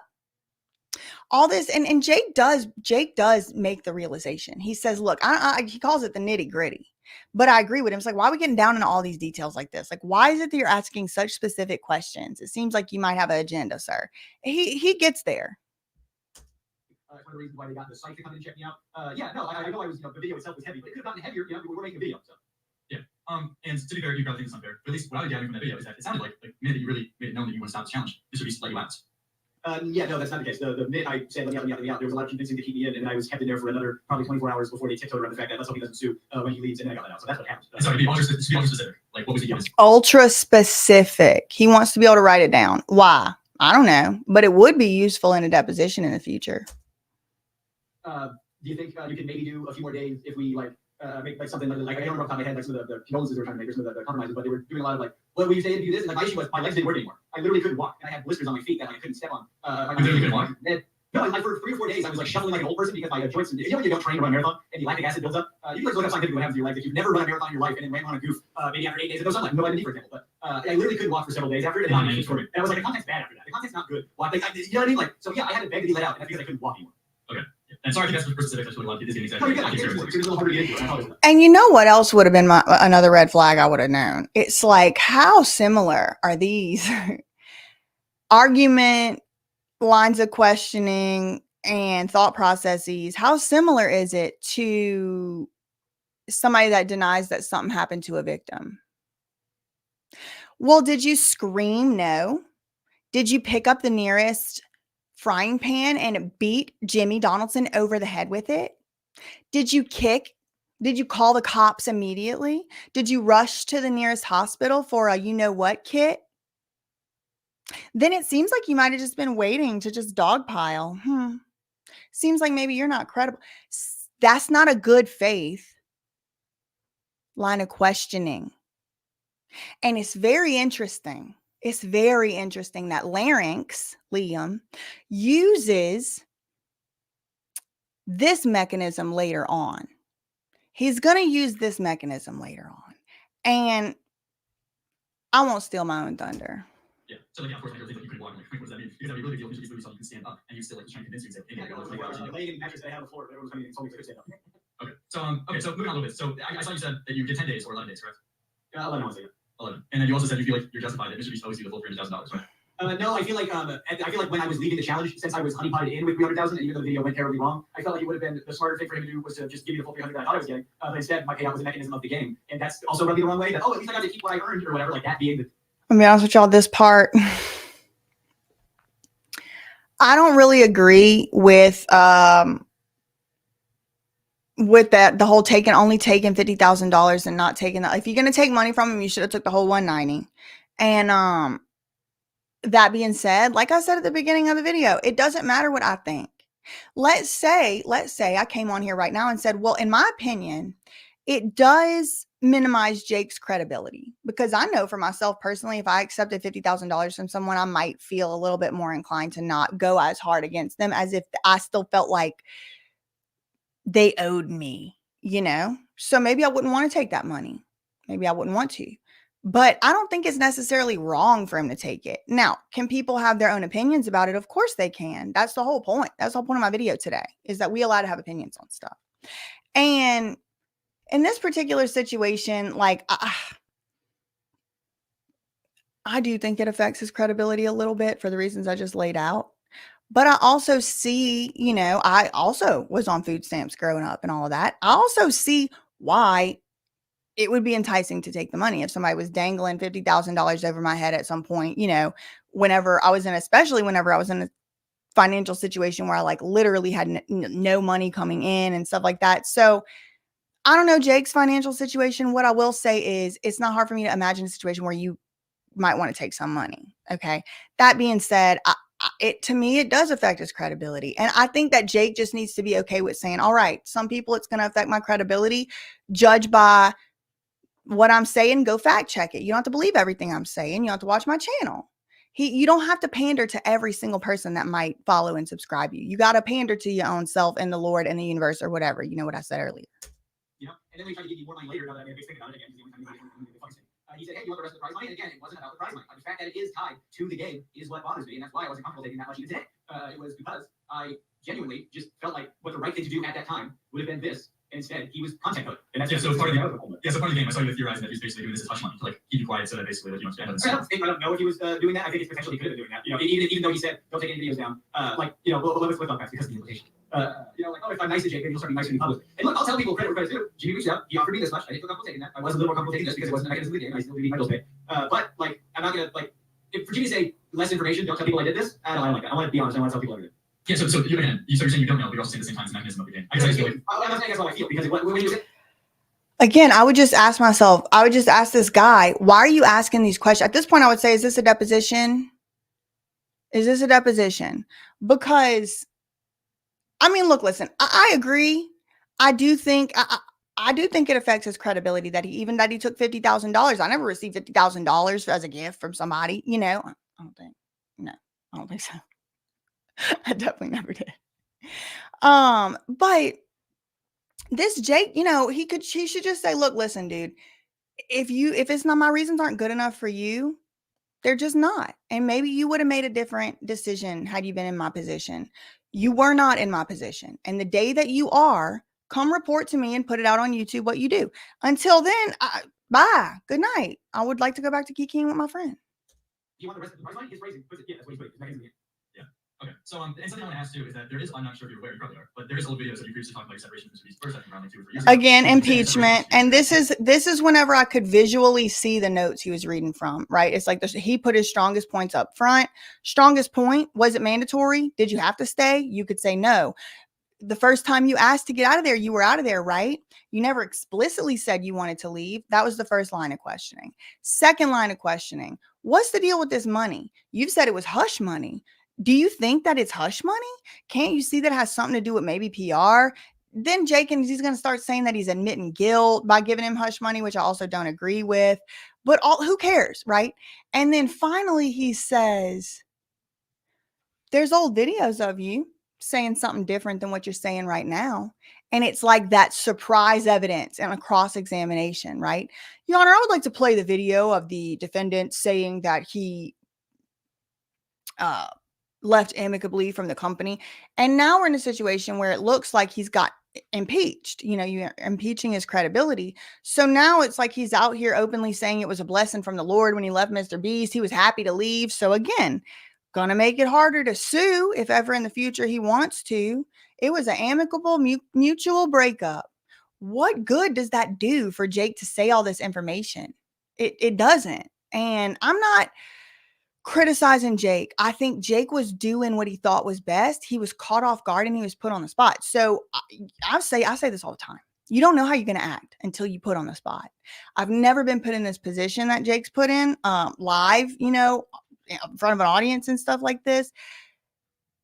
To my memory, I mean, I probably have, but I have been ambushed by a good cop, bad cop deposition before. Yes, I have. Interrogation with the Reed technique. I'll tell you all about that one day. Well, cool. I can show the clip up if you want. Oh yeah, I left the actual employment situation, and it was for me because I was over the moon about leaving. I didn't like working there. I wanted to leave, and he paid me to leave. And he also didn't like me, and that's because I was trying to inject funny, weird comedy into the scripts that he didn't like. So yeah, in that instance, it was a mutual breakup of sorts, where I was over the moon to leave, and he was probably over the moon to get rid of me. I was genuinely devastated. My friend also lost his job because I fought for that guy and I wanted him to get paid more, and I was devastated to see his reaction. That really fucked my shit up for a long time. And we talked about just general advice nobody asked me for, but y'all can write this one down in your notes you taken. If you ever start feeling like you having to defend yourself and explain yourself to someone, just stop and question in your mind why you doing that right now. Sometimes it's because you fucked up. Sometimes it's because you might have cheated on your boyfriend or your girlfriend, and you know what? You should feel like you have to defend yourself because that's messed up. Okay, but why is Jake having to defend himself from past videos he made? He has the authority, and I would like to say this because this is not a MrBeast challenge. Jake has the authority at any moment to say, you've violated the rules of engagement, which I said at the beginning, which were, we're going to do this in good faith. You're not doing this in good faith. I've given you chance and chance and chance after chance. You're obviously trying to find a gotcha, and I'm tired. I've been on live streams all day. I got a day job. I do not work for you. I've entered this into good faith. You did not. So good night. Jake, if you're ever watching this, you have authority to say that. And whoever don't like it, don't have to like it. and y'all keeping your notes, you have authority to remove yourself from a situation, in particular that's not paying your bills. Oh, but the fans pay the bills, and that is a dangerous trap. That is a slippery slope. And that is why you cannot worship money as your God. You cannot, every time something happens, we're calls into question your character, you cannot fall back and say, but the money, but the bills, but the food. I understand. I grew up in a trailer on a bayou, okay? I understand the pressure. But you do have to have an allegiance to something higher than money too, or else you end up a money goblin. But the bills. No, you have to have your non-negotiables. That's what I'm trying to say. Actually, a few months before I came forward, they told him how guilty I felt about that whole time. We had a hard, that was lovely. But as far as like that, like employment separation, like when I left the company on that regard, yeah, was over the moon to leave the company. It was very mutual. Was my friend in that same situation? Absolutely not. Was I riddled with guilt about what happened to him? Absolutely. And did I come back and do a challenge because of the ability to continue to speak publicly that I was doing your video site in question? Yeah, I was able to do more videos because of that. That's why you talk in public. And that's I was, even though I had that horrible experience, I still shut the fuck up about it until I saw, I don't know, Discord chats and heard why they called Delaware allegedly. So like, I heard all these things and I thought, oh, I shouldn't be quiet any second longer. And I ran the dog back as fast as I could. Okay, understand. So yeah, of course. Which is fair. So he's saying, when it was going on, if I would have even tried to come out, I don't feel like it would have been taken seriously because like I'm just this one guy. But then once all these allegations started coming out, I felt like maybe people would believe me. And I have no problem buying that. That's believable. Now this guy's about to make some type of weird Me Too comparison, which I think is just another sort of red herring or something. Maybe a poisoning of the well of sorts. He's poisoning the well a little bit by comparing Jake coming out about employment issues to a Me Too survivor. That's poisoning the well, in my opinion. Like a more unshareable reputations that you're kind of just like waiting for the opportune time for a social dog column MrBeast. Well, yeah, this was the only time anybody was ever going to take me seriously. People were still on Discord chats really. I'm kidding. You see what I'm saying? Fair point. Yeah. So Lyrix, do you not think that like people can see trauma or like see other people come out and then realize that they also went through a traumatic moment and eventually want to come out their own story despite having. It's not dog pack. Who's doing it? I just care about lawyers. Like dog pack, I'm scared of lawyers. Why am I scared of lawyers? Like, lawyers. Usually it takes one person to break an NDA or to speak out and other people kind of follow. 100%. Yeah, that's what Me Too thing. Right? A whole bunch of girls felt comfortable at the first one they came in or whatever. Of course, I understand that. But it's always risky gameplay where you don't exactly know where someone's intentions lie because it's on both times. We've seen it. People take advantage of social dog pile at an opportune time, and we've seen people genuinely just I also think it's important to note that MrBeast did give Jake Weddle $50,000, and I'm not sure many people would give someone $50,000. Oh yeah, he did guilt. He did. Everyone's talking about what happened to me in question. Jimmy has like a holiday. He's privately like giving me money as an apology because it's what happened. Like, Jimmy's not out here saying that didn't happen. I just gonna have to say I totally disagree with Jake on this one. I do not think that giving somebody $50,000 who's making all these allegations about you is an admission of guilt. Okay. I do think an admission of guilt, like Charles Robert Jefferson, is an admission of guilt. Okay. When you have been adjudicated guilty in a court of law, or when you have pled guilty, yes, that's an admission of guilt. Beyond an admission of guilt, I completely disagree that this is an admission of guilt. And I will tell you why. Let's say we're giving somebody the most benefit of the doubt possible. Okay. Let's say it's me in 10 years and I have 300 million subscribers and I had a game show. And then I end up finding out that somebody had a bad experience on my game show and I'm a billionaire like MrBeast or whatever. I might, out of the goodness of my actual goodness of my heart, want to give somebody some money. I might want to give them all of it because it might not matter to me. Man, that person was my friend. I didn't know they were upset with me like this. I thought we were just playing the game. I thought I ran that marathon. I'm not saying this is what happened. Okay. I'm just saying I can imagine a good faith interpretation of why somebody could give somebody $50,000 that has nothing to do with admitting guilt. And don't y'all think that's a bad precedent to set? To say anytime somebody settles with somebody, you're admitting guilt. I know that this isn't new, but in this particular situation, I could see how it could be interpreted that way. I don't think it's precluded from being possible, but I don't think it's the only possibility. And Jake does eventually walk it back, but that's what they're talking about right now. I'm sorry, just based on the subject matter of the conversation, I just want to get one point out that's been on my brain for quite some time. As I'm talking to you, Lyrix, I can tell that the more information that I give you, the more data that maybe that you didn't have that I can happily give you, I can see the more understanding coming. I appreciate that. But one thing that really bothers me is the level of scrutiny that comes towards the people who are trying to speak out against the people who have all the power, all the money, all the influence. They're getting much less scrutiny, or at least like their claims and their credibility is less in question. But the people who have, I think this is a weak point. I don't think this is a strong point, Jake. I think that the stronger point would have been we're not going to reach an amicable resolution. Our minds are not going to meet. And I think that this is a moot argument. We can talk about Pokemon. We can talk about, Counter-Strike or something. But I don't want to really have this discussion with you anymore. You violated the rules of engagement. As far as I'm concerned, I don't want to deal with you anymore. Okay. All this other stuff about their claims of question, but less in question of, they're questioning me more than MrBeast. That's so easy to debunk. There's like trillion view videos out here. I'm exaggerating. There's multiple view videos out here that don't even mention you, okay, about MrBeast. There's not an equal amount of that coming for you. It's just the truth. It's so easy to debunk, and it's not one of your strongest arguments. Now you're just pulling crabs out the barrel. You just pulling at the very bottom of the barrel arguments whenever you should have said, I already used all my best arguments. And if it don't work on you, then okay, good night. like, yeah, it's something to gain, but also like the fact that I'm in the position that I'm in, like I have the money, I have the power, like I had no influence. Again, a little audience powers is nice, but I'm under so much more scrutiny. Dogpack goes in, everyone's making sure all the people, so many people that are coming out saying similar things are scrutinized, but we still have people for free. It's like when Jimmy was like, hey, if you are a child, it's like, I had to come to this realization too, Jake. It's like 50% of the people that come across you and your content are not going to like you, and there's nothing you can do about it. And sometimes some of those 50, they'll cross over into the 50 that likes you. And then the ones, your biggest stands, your biggest fans, you'll do one thing one day they don't like, and now they're in the other 50%. But no matter what, half the people and robots that you interact with online, not going to like you. They're not going to like you.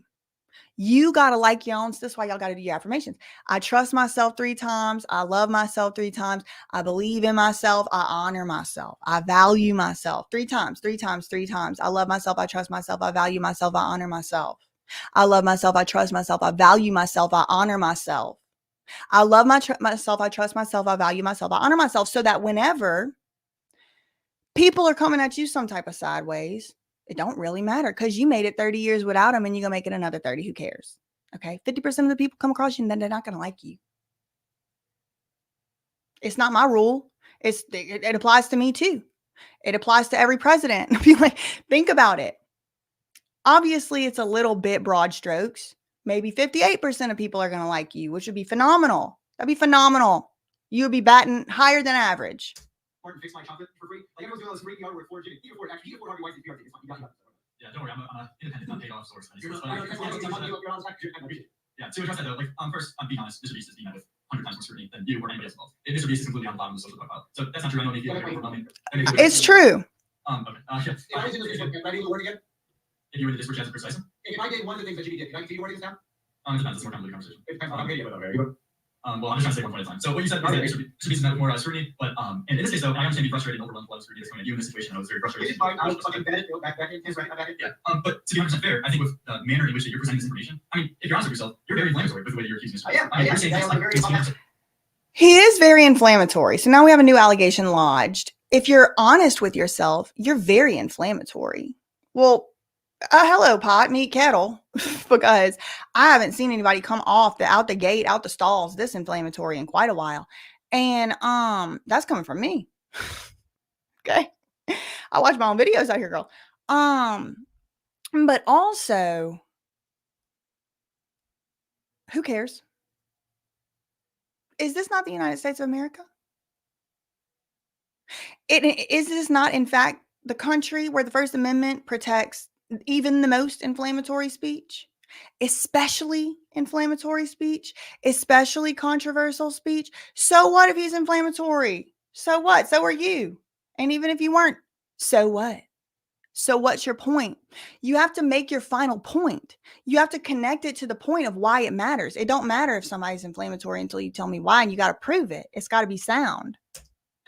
Forgive me if I'm wrong, but did you compare MrBeast to like your dad who interacted with him? I did, because I had very split outward. I thought it was very above. Yeah. I know, but do you understand how people can be more? Yeah, I'm just saying, do you understand how people can be critical of your approach when your dad inflames, where you're comparing MrBeast to like your pedophile dad? I don't think. See, this was insulting. with like your pedophile dad. Yeah, actually, I know a few abusers, not my dad. Not my dad. My dad would literally, I can't even say it on YouTube, what he would do if he found out some, let him find out somebody even hurt anybody's kid. He's no longer with us, rest in peace, but he sure did teach me that you do not, half this I learned from him. You cannot put up with this. Nope, I know what I am looking at when I see it. You're not going to push my band. No, you're not. But I know a few of them. I've had the occasion to meet some of them. Yes, I have. And they do act very charismatic. They will have you thinking, you might be crazy for thinking some of this stuff. Like, they will have you thinking they could never do something like that. That is not the same thing as saying someone is a file. It's not the same thing. This the slippery slope. This the false dichotomy. This something else. This the red herring, this the look over there. You compare, you ever heard the saying, even a broken clock is right twice a day? Because the broken clock is just sitting in the one spot, right? And 2 times a day, that's what time it is. Okay. So couldn't it be the case that there's a couple things that Mr. Beast and the file father have in common? Couldn't it be the case? Well, I can think of one right now. They're both men. Look, I'm comparing them. Everyone. Is that the same thing as saying that they have a propensity to be, you know what, with the you know what and do the you know what? No. And it's actually a logical fallacy based on a false premise, reaching a false conclusion, to state that making one comparison about one thing necessarily means that you are comparing about the whole thing. It's the part whole fallacy, since somebody wants to be Mr. Logic King. I think my vibe is hectic. Sure, I got a bad vibe. I apologize for my vibe every single goddamn day of my life. As far as the subject matter about it, I thought and it was a don't. personal story for me. It also shows why I feel strongly. This part's what, honestly, Jake, just me and you and the 807 people watching this live. I don't ever want to hear you say this again. I never ever want to hear Jake Weddle apologizing, please, for his vibe ever again. Do you not know that you are fearfully and wonderfully made and all of that? How dare you? How dare you self-deprecate yourself? Do not apologize for your vibe. Your vibe is what makes you you. If it's getting on your nerves, if you're cringing your own self out, do the self-work and all of that. Why are you gonna apologize to somebody for their vibe? This clown ain't apologizing for his vibe. He damn sure ain't apologizing for his vibe. So why are you? I ain't apologizing for mine. Don't say stuff like this about yourself, because guess what? You gonna start believing it. What good does that do anybody? Don't say stuff about yourself like this. Nobody. Y'all need to stop. This self-deprecation era is over. It's over.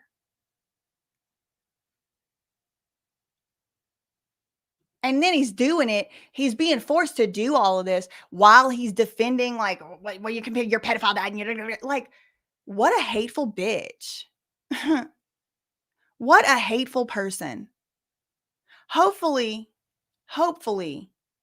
by the time the man's frontal lobe finishes developing, he's gotten this out of his system, because I will say I was doing some crazy stuff when I was 21 years old. So maybe there's hope for Lennox or Lexus or whatever his damn name. Sure, I got a bad vibe. I apologize for my vibe every single goddamn day of my life. As far as the subject matter about it, I thought it was a personal story for me. It also shows why I feel strongly about what I'm doing. Because if I'm out here to defend myself from being a clout chaser and opportunist, then fuck it, I'll tell a personal anecdote about something that means a lot to me. And you're allowed to, Jake. You are allowed to tell your personal story.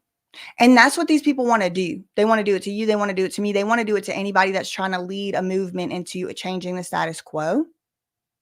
They want you to feel bad for something that isn't your fault. There's nothing wrong with noticing a comparison between two people. I mean, Jake the Viking looks like he's almost a twin clone with Charles Robert Jefferson. Does that mean he's a PDF? Does that mean I'm saying he is? No, it's a logical fallacy meant to make you feel crazy, and it worked. Don't let it work. feel is appropriate, even if you feel like it's inflammatory. I still feel like it's appropriate because what Dad used to do was he would make sure so he could continue to have the big public persona that he had, where he was everyone in the neighborhood loved him, he was a swim coach, and so it wasn't until news broke that something bad happened to a kid that people started taking me seriously when I was trying to tell people what a piece of shit was behind closed doors. Now again, I'm not saying it's exactly the same, but you can understand how I would have magically connected those dots. And no one thought you were saying it was the same. It's called a bad faith premise. No one was saying that. You don't have to defend yourself. Again, when you feel like you're out of breath defending yourself, just stop. Just stop. We're not obviously going to reach a resolution here. Some people get addicted to this this adrenaline rush because they grew up in a certain environment. I don't know this man from Adam. I'm not saying he did, but they get addicted to adrenaline rush and they think that the only fulfilling interpersonal reactions are those. You have the authority and the sovereignty to step away and log off any moment, especially when they're not paying your bills. Using Jimmy of being a pedophile, but there's a lot of accusations happening. So Yeah, that last part of your sentence is kind of the reason why I feel like it's justified to go your approach here. I mean, you kind of are alluding to certain things about MrBeast, like comparing to your dad. No, he's not. No, he's not. He's not alluding anything about Mr. Beast by saying he reminds him of his dad. And people are allowed to speak about their childhood experiences and they are allowed to draw comparisons. Look, I'll do it right now. Sounds like this dad was a man. Mr. Beast is a man. Look, a comparison. Right, so Ava was confirmed in this, yes. Dale was confirmed section of the working place. I'll just say a personal story. You know? Okay, so you already admitted that, like, you were already making some kind of comparison to your dad. I think what happened is, it was in a mindset, and he was just emotional, and in the moment he spoke in a way that alludes Mr. Cam, no, he wasn't emotional. It's not alludes. He didn't allude. And look, now you getting in. Now you gotten pulled in here. And I understand where Cam's coming from because it does feel as a moderator sometimes like you got to find the common ground for people. It's like, oh, wouldn't you agree? And a lot of times when one person's being belligerent, like Lyrix is, you feel like the other person got to be the bigger person and make a concession. But no, he wasn't being emotional. He was allowed to make a logical comparison and he didn't do anything wrong. This deposition tactic ain't going to work on me. I will not be gaslit. He's still in a situation in his own life potentially. But not Well, now he's defending it. So it's fine if you're an emotional outburst. Well, I'm not sure what the point of these questions are. Like, I stand behind everything I said them on purpose. So is that help? Yeah, Boom. Period. Keep that same energy. Keep that same energy. I stand by what I said. I said it on purpose. I didn't stutter. I meant it. And that's all. I'm not going to say it again. I'm sure it's recorded somewhere. Go play it back at half the speed. Good night. Good job. Handle that next time from jump. I brought up this. Very much justified to go your approach. I want to people that my vibe. I don't think needing my way I speak, the way I talk should be discredited. My entire life I've done saying I wish I could fucking turn it off. You know what I mean? Yeah, I'm not talking about I'm just talking about like, but we can also about that was another one because you said that with MrBeast offering you money, that was an admission of guilt. So I guess if you want to be a good faith to you and to hear out your story, you got to be good faith to MrBeast. That's not an admission of guilt. You could just be playing PR. Like I know. Okay, I already talked about this part. So let me fast forward.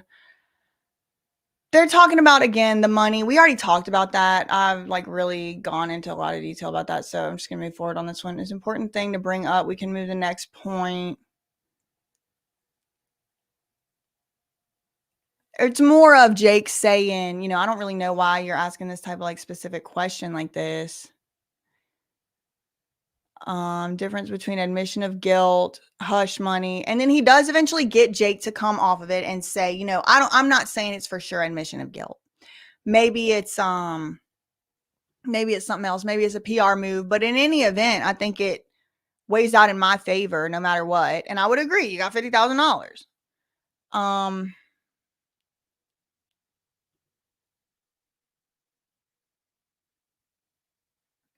Then they're talking about accepting the money again. He's kind of just rounds back to the same points over again. I want to fast forward a little bit because I want to get to the part where Dawson, Dog Pat, the who they call him, the Temu content.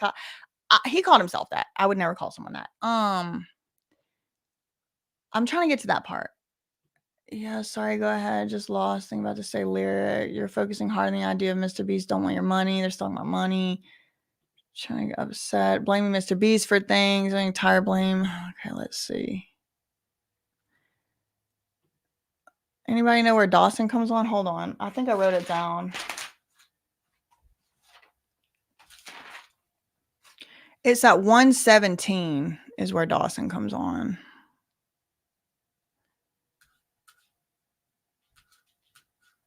Oh my God, it's going to take forever. Okay, hold on. Let me. See the mouse acting a little bit suspicious. Okay. Okay. So we'll be done with Jake's for now. Now let's move on to Dawson. Okay. So this is going to be a different flavor entirely. Now, Dawson, he's a little bit I think he probably also has been listening to this guy and realized that he's not operating in good faith, and Dawson's not trying to play nice off the bat because he's been in the chat the whole time. So let's see.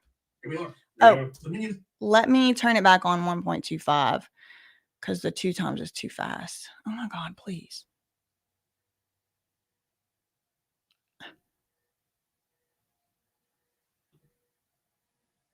Okay. Here. Hello. Hello. Oh, can you hear me? Yeah. Hey, what's up, Dogback? I heard you had like a short amount of time, so I mean, I don't know. I'll shoot my shot right now. If you'd be down to schedule something in the future, I would love to. Great call. To start this off, I would too. I would say I don't have long because I'm not about to be on here all damn night. I'll answer your few questions to show good faith, but as soon as you start veering off into left field with your bullshit, I'm out. I got stuff to do. Okay. So Smart starting it off right, and I think again Dawson had the benefit of learning from Jake, learning what just happened to him. So he's starting it off with, look, get your out quick, and it's rapid fire. You better hurry. Questions right now, because a lot of questions or concerns about your video. Granted, I just want to say I'm not a MrBeast op. Right? I have my critiques of his accusers as well. But first and foremost, what you said, I just want to get. I'm not a MrBeast op, and he uses as support for that conclusion that he makes videos about his accusers.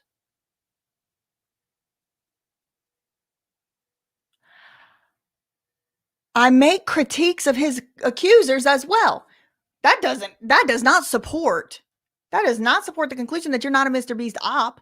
If you're making critiques of his accusers, you still could be a MrBeast op. I don't know why you use that as support for that, because it don't support it. Clarification on the agency parts of Jake Weddle, because I felt like that part wasn't really established. We just kind of had to move on because we just agreed to disagree for the most part. So I guess, what was your arguments for why Jake Weddle didn't have the agency to leave?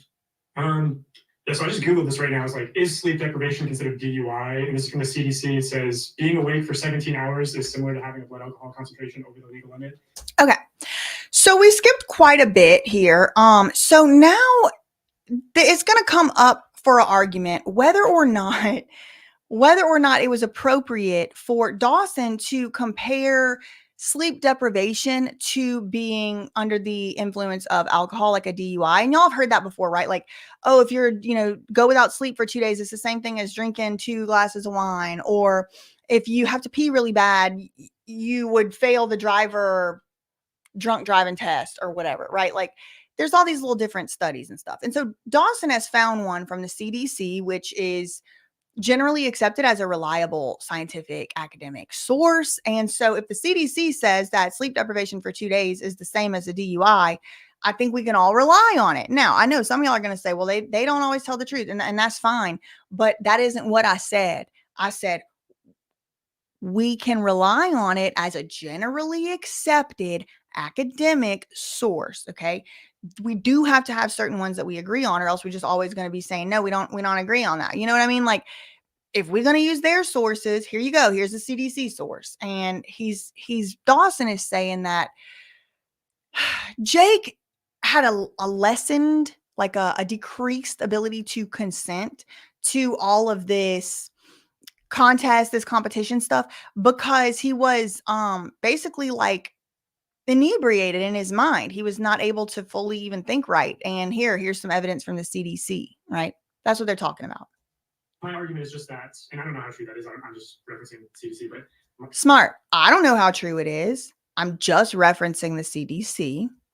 Argument would be that he didn't really have the agency to agree to the challenges, to agree to doing a marathon because of the conditions he was in. Okay. If that's the case, that would be fair.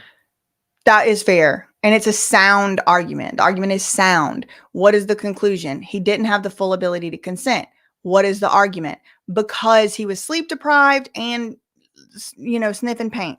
According to the CDC, which is the academic source, generally agreed upon, reliable academic source, according to the CDC, missing the amount of sleep that he did in fact miss, and he says it, I don't know. I'm not saying this. I didn't do the study. I'm telling you what the CDC said. So if the CDC is correct, then the argument is supported. I have to look at that a little bit more, but from the jump, I'm pretty sure you said something where he never even agreed to the things in the first place. But then I feel like he corrected you, saying like technically he did. And I feel like there's a lot of technicalities here that are purposefully vague to make MrBeast look as worse as possible, and for people to assume the worst about MrBeast. But So there's something wrong with that. There's something wrong with somebody making an assumption. Now it's the thought police. Now it's the nanny state thought police. The 21-year-old don't want us to think the worst about MrBeast. Oh no. I don't know. I find that to be a little bit disingenuous.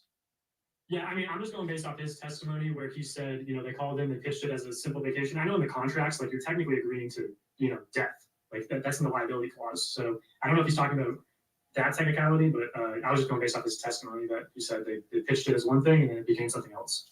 Okay, and yeah, like quick thing I'm curious about is that you said you had to Google it right now just to make sure. I mean, I guess I feel like that due diligence should have been done before your first video, but that vocal tone from I did also go to graduate school for linguistics, but this one I'm about to tell y'all isn't based on my graduate school for linguistics. It's just based on my thoughts and prayers and my psychic visions from the Lord. But here he's saying up talk.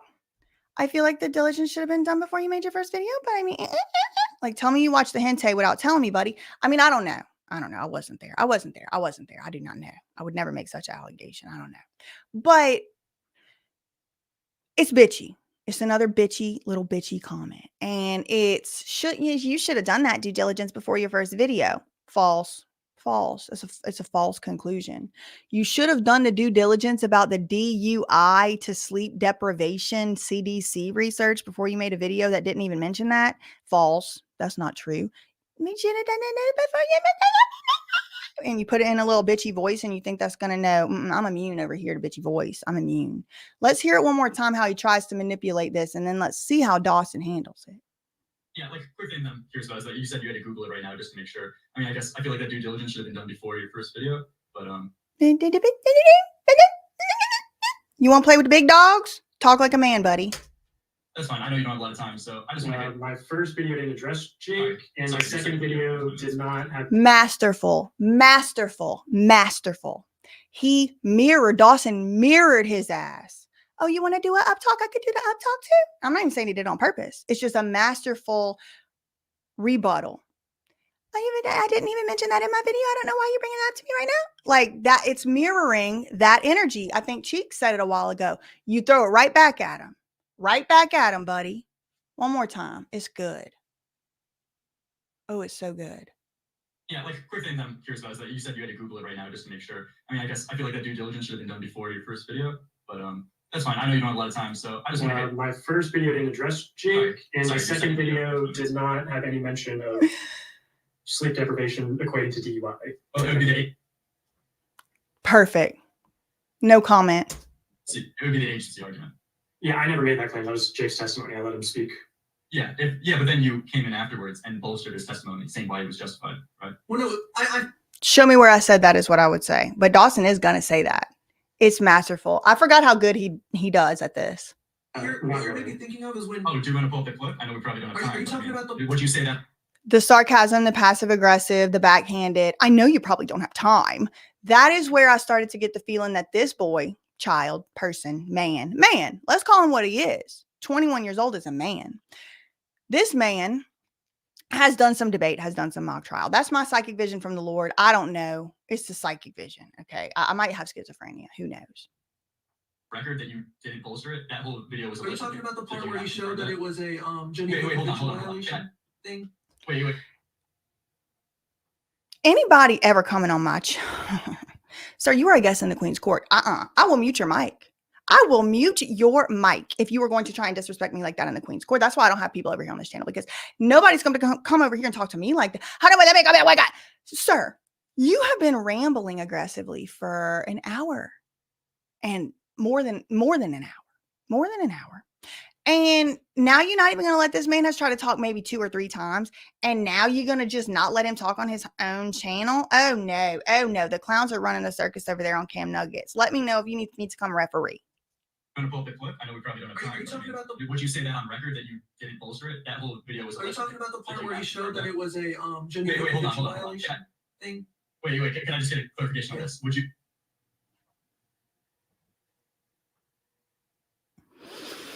It needs a little home training. Just a little home training, a little, what we call in the debate world, decorum. Okay. So I don't debate. That's why I don't debate, because I don't like decorum. But if you're going to come at people like this, you got to have a little bit of it, or else you're going to look bad. Would you go on record saying that? This is where you need to start asking yourself, why is this person asking me to go on record? Why is someone establishing a record? Hello? I lost my train of thought. Would you go on record? Yeah, it's fine. Would you go on record saying that that video was all allegedly and there wasn't anything could be proven about that?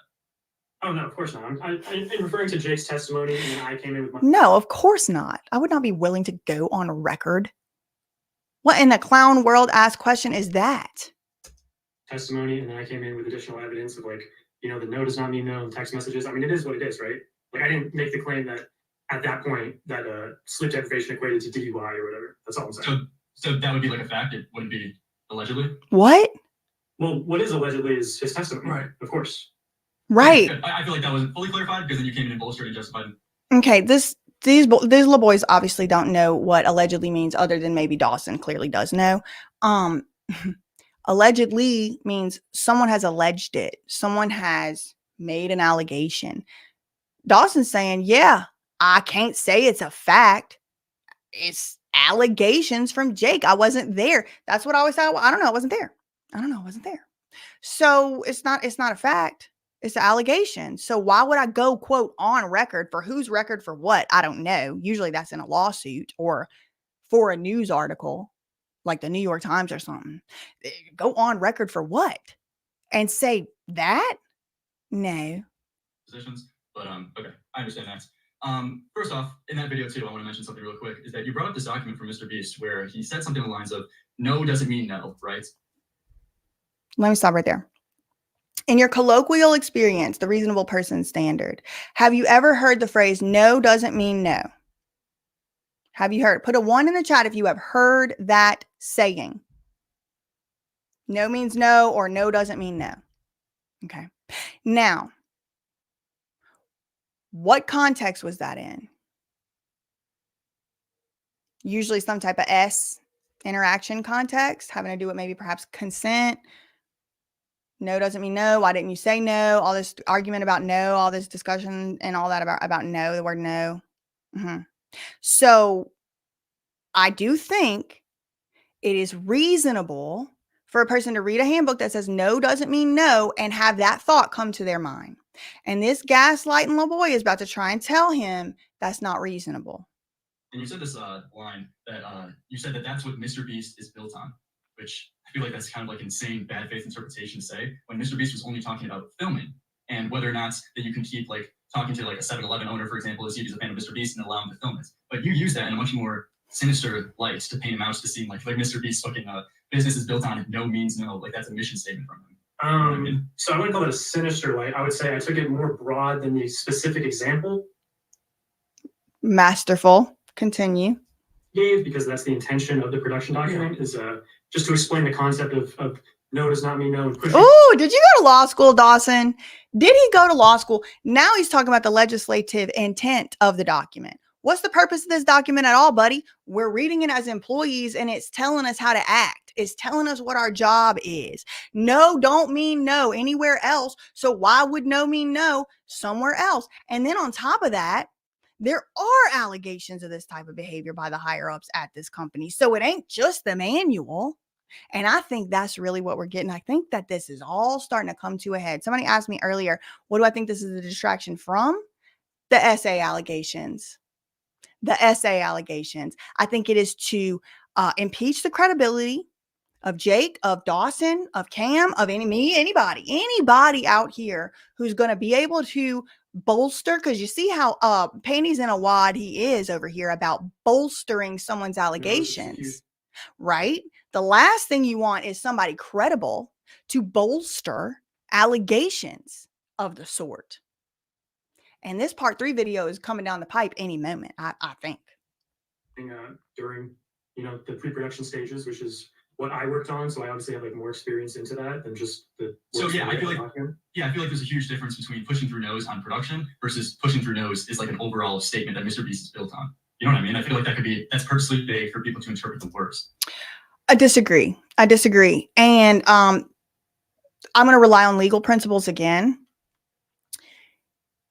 If you have the document up, if you have the public record up, which now this leaked company thing is a public record because it's been leaked to the public now. If you have it up on the screen and you're reading from it and you're making conclusions from it and you tell people, this is not legal advice, and you tell people, I am basing my opinion on this document, the public record that you can look at as I'm making my statements, then it don't matter about purposely vague. He could have literally said, based on looking at this, and this is what I'm basing my opinion on only. I'm not relying on proprietary information. I'm not relying on any back burner information. I'm reading this manual right here. And based on this that I'm showing to y'all, I believe MrBeast is a PDF. That's for example. I don't actually believe that. That's just for example. You could say that. This is not legal advice. Don't, say things at your own risk. Anybody can sue you for anything. But it's not like he came out here and said, there's a secret document. I read it. Y'all can't see it. No, he's given us all of the information that he had to make his conclusion. And this is more bullying tactics. And Dawson responds appropriately, if I recall correctly. You get how someone got that takeaway? I mean, we can play the clip if you want. It was a pretty egregious sentence, I feel like. Yeah, let's hear it. I think you could argue that you can submit, I can play it, or you can play it. For sure. But I was gonna say, you could argue that statement in its own. Poor Cam finally gets a word in on his own channel with his own name right up under him and the subscribers that he earned. It's kind of just worded pretty badly from MrBeast himself. Like, surely there's another way you could have worded it beyond no does not. Yeah, I mean, well, that was just the title. And then pushing through those is definitely one of the founding principles of MrBeast. Like, Tell him. It's drilled into your head pretty hard. Okay, so you gotta expand on that because that sounds crazy. You gotta expand on that. Well, I mean, that's his whole thing. Is like he's trying to get him, in my opinion, my psychic vision. He's trying to get him. He's trying to get Dawson to venture beyond relying on public documents right now. He's trying to bait him into saying, "Oh, well, I know stuff behind the scenes." Because what did I just tell y'all? It's a big difference in a defamation standpoint. If you've relied on public documents that are up and you showing people, and then that same advice would go for Dawson, which he doesn't seem to really need. I'm not saying he needs it, but same advice would go for him. I've shown you all of the information I relied upon in drawing my conclusions. If it's not strong enough for you, then we're not going to reach an amicable decision or a conclusion here, because it's tempting to want to rely on that back burner knowledge that you have. But that's a trap. It's like whenever, Jesus is wandering out there in the desert and all, and here comes Satan tempting you with a cornucopia or something. I don't know my Bible verses. I learned them when I was little or whatever, but it's a temptation. It's a trap. It's a trap. You can take what you take it or leave it.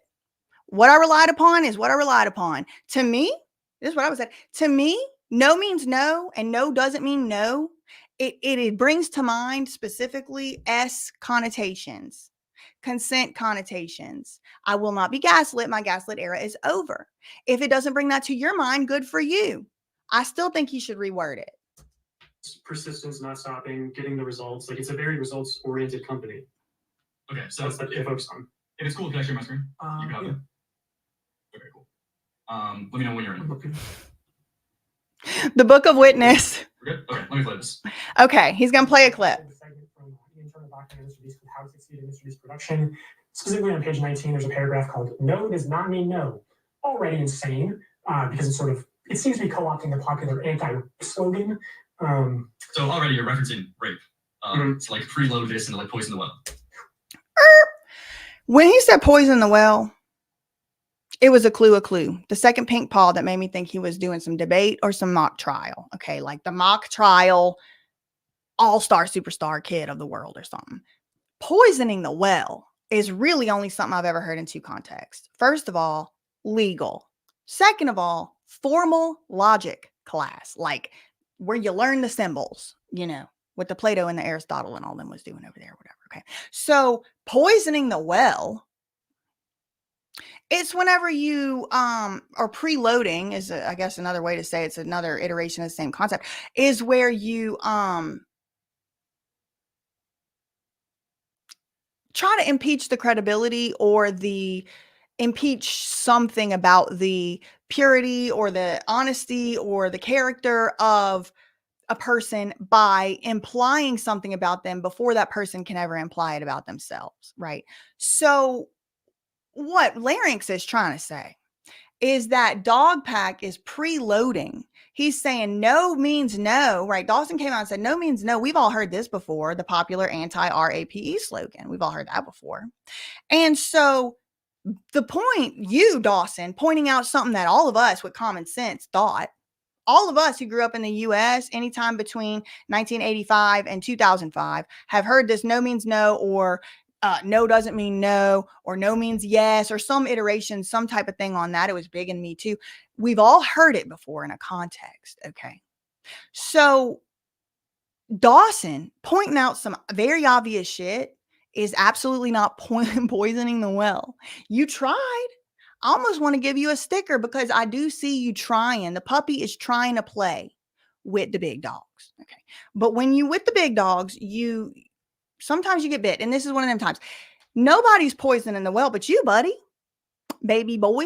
You the one poisoning the well because you the one that's saying that it somehow you never heard no means no and no doesn't mean no ever in your sex ed, and that's disingenuous, and I don't believe it unless you're some type of Canadian op, which send me your passport paperwork and I'll decide.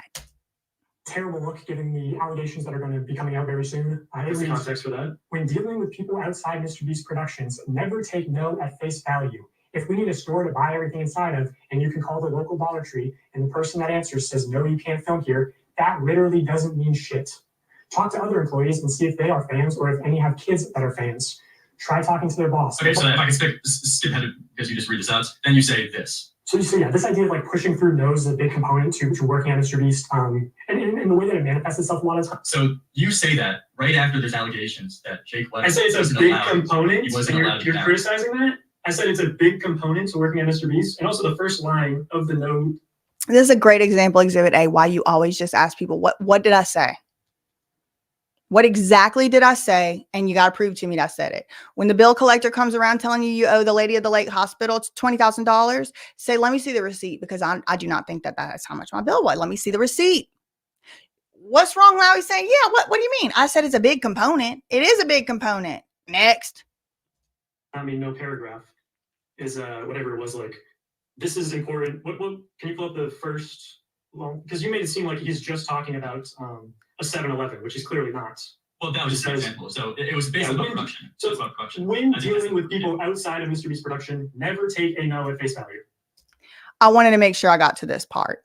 I really wanted to talk to y'all about this part. So listen to this. Yeah. So, and also you use this right after bringing on Jake Weddle saying that he was not allowed to get off of the site. When this no does not mean no thing, it specifically says, yeah, like when dealing with outside MrBeast Productions. So Jake Weddle would have been inside MrBeast Productions. So this wouldn't apply to him. No, here's a Here's a contestant. Well, wouldn't that be inside MrBeast Productions? I mean, the guy literally used to be a past employee and he's there on payroll. He's not there on payroll. Do y'all remember like 2 hours ago, whenever I kept going in over and over and over and reiterating over and over and over this man's insistence, this puppy's insistence that it was very important and a very big deal, whether somebody was a contracted employee? Remember? Because if you will remember, that's why I spent so much time on it, because I wanted to make sure you were going to remember. If you remember, Mr. Lyrix, Mr. Logic King of YouTube, he said it is a very big deal and it is very important. That is a very big difference. Why? Why? Because of the pressure. Because of the pressure. Why? Because if somebody's scared to lose their job as an employee, that's a way bigger deal. That's a way bigger deal than somebody scared to lose because like they play in the American Ninja Warrior game. Okay. Well, now you're about to hear the child argue out the other side of his mouth that it's the same thing. Employee, contracted, employee, contestant, whatever. Same thing. Nobody. I'm not letting you get away with it. They might have let you get away with it, but I just had to sit here and listen to you for 20 minutes, argue that it was a very big deal and preach like the talking cheese is going to preach to us now. It was a very big deal. Very big deal. Very big deal. Whether he was an employee or not. But now listen what he's about to argue out the other side of his mouth. I just wanted to remind y'all it's very important. Productions. So Jake Weddle would have been inside MrBeast Productions. So this wouldn't apply to him. No, he was a He can't contestant. use this. He was a contestant. Well, wouldn't that be inside MrBeast Productions? I mean, the guy literally used to be a past employee and he's there on payroll. He's not there on payroll. He's there as a contestant. He's not like a. He's not he getting was there, paid too. he was there to get money. Yeah, he's a. All of a sudden, he lost the ability to tell the difference, Mr. Nuance, Logic, Prince, Princess, King, Queen of the whole world. All of a sudden, whenever it was so important, the difference between an employee, a contracted employee versus a contestant earlier was so important. I think that's very important. He even had poor old Jake Weddle apologizing for not mentioning it earlier. That's how big of an offense it was earlier. But now he was there to get money. What's the difference? The cracks begin to show. The cracks begin to show. The bias cracks. He's not here unbiased. He's not here to be fair to all sides. He's got an agenda. He's got a bias. And he just now laid it bare for me to see. And all of y'all, 799 in the chat. That's what I'm saying. That's what contestants are. They're there to get money. Yes. Yeah, I think there's nuance there, but regardless, it doesn't take away from the main points. Is that you bring this up to bolster the fact that Jake Weddle wouldn't be able to say no, and that you bring up this document to further push that point that this is a big component of the MrBeast, business, and then you freeload it and poison the well with rape. I mean, I feel like this is like purposefully vague to make the viewer assume the absolute worst. Like MrBeast is running this business. Like also, as y'all know, in a defamation case, it's very difficult for what? Fill in the blank. Very difficult for a public figure to win a defamation case. Why? Because First Amendment, we have the right to talk about a public figure. They availed themselves to the public dollar, the public interest, and so we can talk about it. What is the thing you have to prove in a extra? You have to prove extra as a public figure. Actual malice, okay? But you don't have to prove actual malice in a public figure case if it is a case of defamation per se. And what are the cases of defamation per se? If you accuse someone of being a PDF, if you accuse someone of having a infamous disease, back in the 90s, there was one that was a big one, that if you accuse somebody of having it, it was defamation per se. That doesn't mean you win per se. It means that as a public figure, you don't have to prove actual malice. And so wouldn't it be easy? Wouldn't it be easy to hang one of these two up on a public live? Because you know what they just did to, y'all know of course, y'all know who Tupac is, right? He got unalived by someone. Well, it's still unsolved. Well, guess what? They're trying somebody for it right now. His name's Keefy D. And the reason they're trying him for it is because he went out, much like Dawson and Jake have done in this video, and he answered a bunch of interview questions about his experiences with Tupac the night he, became no longer with us and things like that. And because of things that he said out in the open on these public YouTube interviews, he's being tried for murder. Okay. So I've already seen that happen. Y'all have seen it happen if you've looked at it in the public record. And so MrBeast, Amazon, MGM, Netflix, YouTube.com, sir. If you don't think they have access to a couple resources that might be similar. I think you're making that connection, honestly. I think. Can I talk back or something? Sure. Then you Yeah. can talk to Mike about it. The man can't talk on his own channel. Can you let Dogpack respond? Can you get off my boop? No home training, Don't know how to act. Do not come to the Queen's Court if you don't know how to act. If you don't know how to act, you don't have no home training, just stay out. This man has, look at least, I would be doing that too, Cam. It's fine. Yeah, I mean, Then you can talk. Oh my God, look at Cam's face. He's funny. Rapist ring. I think you're making that connection, honestly. I think. Can I talk backwards one? Sure. Who? I would have did this. I would have went. This is what I would have did. If y'all asking me what I would have did, I would have did this.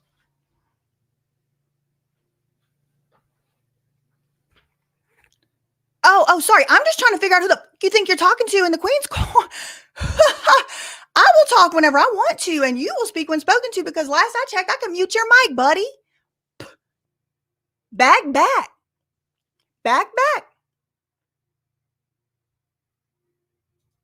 Then you can talk to my after. It's fine. Then you can talk Yeah, I after. mean- Hold on a second. What's the name of this channel? Oh, it's Cam Nuggets. Oh, where's Cam Nuggets? Oh, Cam Nuggets is the only one on camera right now, and he's the host and moderator.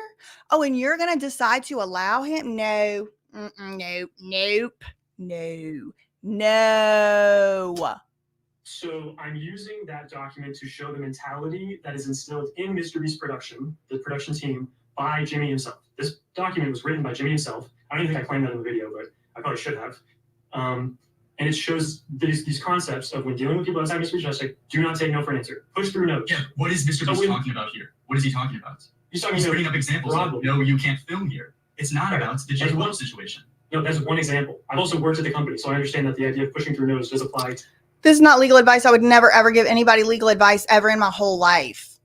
But I would, if it was me, I would avoid relying on things that I exclusively knew from the company. And if it was me, would avoid talking about things from working there. Okay. I would stick to what's public. I would not say, well, I know better than you because I worked there.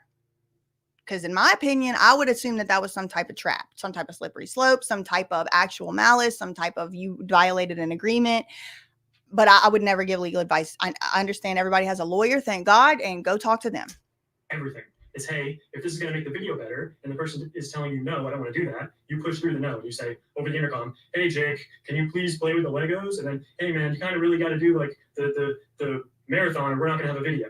I'm showing that as an example of the pressures that a person in Jake's position would be subjected to. Absolutely logical, is sound, makes sense, and feels reasonable when I pass it through my gut check. And that could be the case, but that has not been established, and you have not shown that or proved that. Now he wants to worry about what's been established whenever this man hasn't established a thing. What in the hell did he establish? Actually, he did. He established one thing, and that was whenever he played that one clip. And I think it's a high bar you have to meet to take away the agency from a grown 20-something-year-old man. And to put this all on MrBeast, I just don't think there's enough here. And you're He didn't. Like, his whole argument is moot. The whole argument is moot. It does feel like this guy is a MrBeast op, because it feels like he only is concerned about taking the blame away from MrBeast. And that makes sense. Media matters, because MrBeast is the really most valuable face of this brand. So it would make sense that, listen, I'll put it to you this way. They had $190,000 they were happy to send over to, what's his name? Jake. He took 50. That leaves 140. Don't you think if that's already in the budget, they could have paid it to a Media Matters person? Now, am I saying that it's this person? No, I am not. But it has not been established who this person is. It has not been established what his motivations are. You might say the same about me. It hasn't been established who I am or what my motivations are. True. But I'm not trying to prove shit to you. Unsubscribe from this video and channel and never come back over here again, because I don't care. I don't work for you. I don't work for you. It's the most bad faith interpretation ever, bringing up rape. Like, what do you think the takeaway to an you're smart. He's only saying. The average normie. Hold on. The average normie is going to listen to that. No. Sorry, no. I do not consent. Whoever in the hell the average normie is that thinks that, you need to go and talk to them on their channel, because I am not an average normie. We don't do average normie things over here, and I do not try to equate my brain into the frequency of an average normie. If that's what y'all doing over there, then you should stay on the porch. You should stay on the porch, because I am not equating my freedom of speech to the lowest common denominator of the average normie. I don't work for the average normie, and I damn sure don't work for a 21-year-old named Lyrix. No, I don't. You know who I work for? The Lord and the Mothership. That's who I work for. And that's not nowhere near an average normie, baby. We've ascended. So whatever in the hell the average normies might do or think is up to them. Unless we're doing something over here like lying or intentionally misleading, that's different. But you got to establish that. And you haven't established a lie, and you haven't established any intentional misleading acts. Not one. Actually, you've established very little here, except that you don't know how the hell to damn act. Mr. Beast is running a rapist ring? Like, come on. You know what I mean? Nobody said that. If a normie would think that, so what? So what? That's another thing y'all need to learn. You're allowed to think something. Ha! You're allowed to think a thought. You're allowed to disagree with these wars they're fighting. Yes, you are. You're allowed to look at these people that are lying in our face and say, you're lying. You're allowed to think conspiracy theories about the shape of the earth. You're allowed to think conspiracy theories about who shot JFK. You're allowed to think conspiracy theories about fill in the blank that I can't even say. I don't know why y'all forgot this, how this country got flooded with the communists all of a sudden. And if you don't even come in my comments defending them. You're allowed to think things. You're allowed to think wrong things. Just look at the protections on the freedom of religion in this country. You're allowed to think things. If the average normie on the street wants to think Jimmy is a whatever, fill in the blank, they can. Who in the hell gave this guy the authority to even give a shit? To even give a shit, much less tell adults, grown people paying our own bills what we can do and think. It's one thing to say, you cannot lie. You cannot be dishonest. But he hasn't established that a single lie has been told. He hasn't established that a single dishonest statement has been made. He's sitting on his 21-year-old high horse with his pre-printed outline like it's the mock trial of 2015 or something. You're allowed to think things, buddy. Write it down in your notebook. So he's only comparing the no does not mean no slogan to what people say in that context. So you're saying, so you're saying that's a justified thing? You're saying it's justified to preload and poison the well with that Mr. Beast runs a rape? You didn't establish that there was preloading and poisoning the well before slipping the slope down to, and you're saying it's okay. Read interrogation methods. Ooh, this boy has read some CIA books or some PDFs online. Well, I wasn't making that claim. Yeah, in that nobody video. made that. I was No, but you just said that. Yeah, I'm asking you about what you just said. No, I think that document, I think that mentality does contribute to issues that I will address. I think you're allowed to think things, period. I don't care if the 21-year-old don't like it. Yeah, the next video. So you're saying it is justified. There's going to be rapists coming out in part 3. Yes. Okay. Well, hey, I'll look forward to that. I'll see that. And That could have been the whole point. That could have been the whole point, just to get him to say that. Why? Fill in the blank reasons. I think I've laid out plenty now so far. if that's the case, I feel like people come away with this video as a very bad interpretation if that doesn't get established. But if that gets established, then sure, that's a fair thing. I think at the end of this So, video, Established according to who? Because this guy is not actually relying on logical rules of debate. He's moving the goalpost. He changes his belief on whether something's ethically and morally right or wrong based on who he's talking to. Whether he's talking to Dawson, all of a sudden it don't matter if somebody's an employee or a contractor, and a contracted employee, which could, who knows even what in the hell that even is. And when he's talking to Jake, it matters a whole lot what the difference. He changes based on who he's talking to. Like, I don't know. He didn't think we were going to watch the whole thing or something. so teases that as well. That a rapist is going to be No, coming? that there are sexual assault claims. Mr. Beast inside. runs a rapist? Who said a rape? No one said that. No one said that. Just trying to get him to admit to slippery slope, strawman crap. Dawson didn't say that. I think he did a very good job at explaining what he was saying, which was it contributes to the company culture that people know how to push through no. No don't mean no when we're filming videos over there. And so it contributes to the culture of a no don't mean no anywhere else. That is fine. And then Dawson said, I think before it, which means it's an opinion. And guess what? Opinions ain't defamation. Opinions are allowed. We don't live in the communist bloc. It ain't Serbia in 1992 or 5 or whatever in the hell. We don't live over there. And if you would like to, please see yourself out. We have freedom of thought in this country, and I will breathe my last breath defending it. Yeah, Wait, you're talking about the entire- No, he's wait, talking about. you're No, going it's to not like no. you're going for the most bad faith, exaggerated arguments. Sorry, that's what I feel like. That's what a normie thinks of when they see no does not mean no. And I feel like Then go talk to the normies, because there are none of those around here. What in the hell does a normie have to do with anything? Think a rate ring. They think a corporate rate ring. When someone says no does not mean no in a production manual. that's what I asked you, and you like said yes to it. But if we want to No, he didn't. No, he didn't. Now you're just making shit up. use more stripped down terms and less exaggeratory, that's completely fine. So you're saying that like there is like rapists and MrBeast like corporation. He's literally using the most, this is bull baiting. He's using the most inflammatory types of language that are literally like MK, you know what, types of words that trigger our, it's like a curse word. It triggers a certain part of your brain. He's using the most inflammatory type of language and then projecting and saying it's Dawson that's using exaggerated language. Like, no, you delusional puppy. Nobody said that except literally you. You said the most inflammatory possible thing you could say, RAPE ring. I can't even say it. I can't even bring myself to say it in mixed company. Okay. So it's that inflammatory. And literally not even taking a breath in between saying Dawson's being inflammatory by saying he didn't say that. It don't make no damn sense. It's very illogical and it's very immature. Oh, they hired a registered sex offender. You think they're above hiring a rapist? Yeah, well, I mean, hey, I mean, there's also the Muskina girl coming out with sexual assault claims. Yeah, there's There's a multiple lot of people other people. already public. For sure. Yeah, I think a lot of people have been coming up with allegations, been a little bit suspicious, and it's unfortunate because I'm not MrBeast op. I just want to make sure that the most accurate critiques are getting thrown at MrBeast, so it doesn't give him a chance to slipper away and have an easy response to a lot of these critiques. That's his purpose. I'm not convinced. I'm not convinced. I only want the most accurate critiques to get thrown at MrBeast so it doesn't give him a chance to slither away and have an easy response.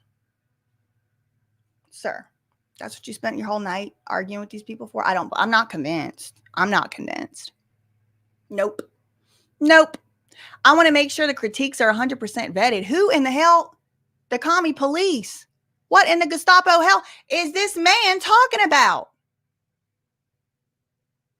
I only want the most accurate critiques of MrBeast to be out there. I don't want any inaccurate ones, even though I'm going to keep pushing you for more and more and more and more and more and more. Even whenever the first ones don't work, I want more and more and more. I'm going to be the one to force you to keep giving more critiques because it's never enough for me.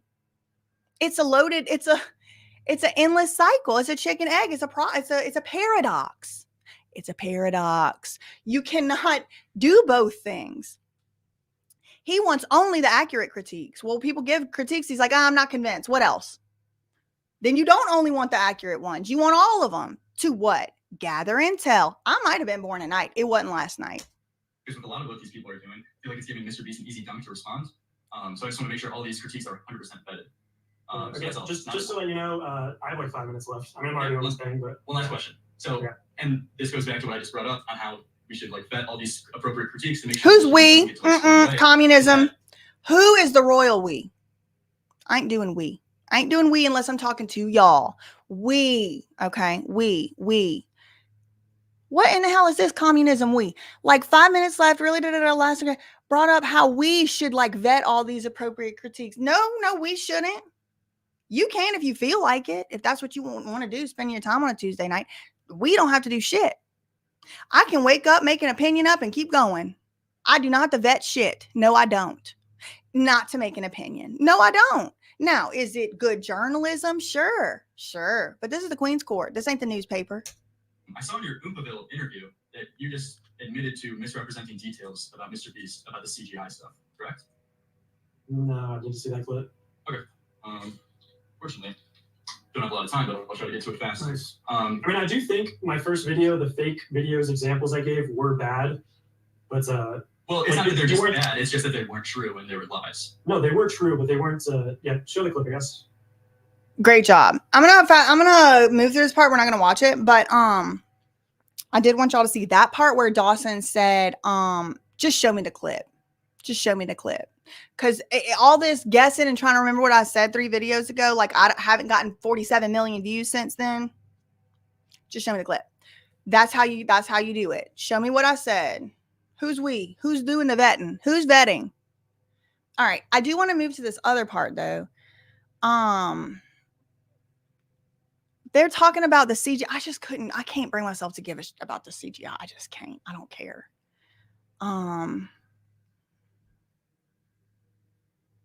There's some part about like Satan. I want to talk about that part.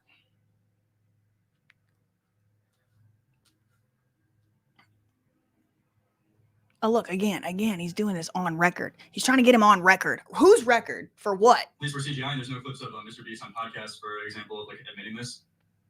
No, not in reference to that video, no. Okay, so you go on record saying that. That's fair. Yeah. And then You would go on record and say that. What? Whose record? What's this record being recorded for? Not that I'm aware of, unless it's like a very small podcast, because I went through and investigated like pretty Smart. This Lyrix must be on his 3rd cup of coffee. And he's asking Dawson, will you go on record and say there's no MrBeast clips anywhere? No MrBeast clips anywhere where he's refuted like some certain CGI claim or something. And Dawson's like, I mean, not that I'm aware of. I've watched a lot of his interviews, but there's no possible way Dawson could know what things are anywhere all over the whole universe. And it's a disingenuous question to even ask. every podcast that he's been on. Okay, But maybe then, not smaller ones. last quick thing, if you have time. So I saw this document that you posted, and I know you didn't cover it on your channels yet, but what was that Satan part of your document where MrBeast was Satan?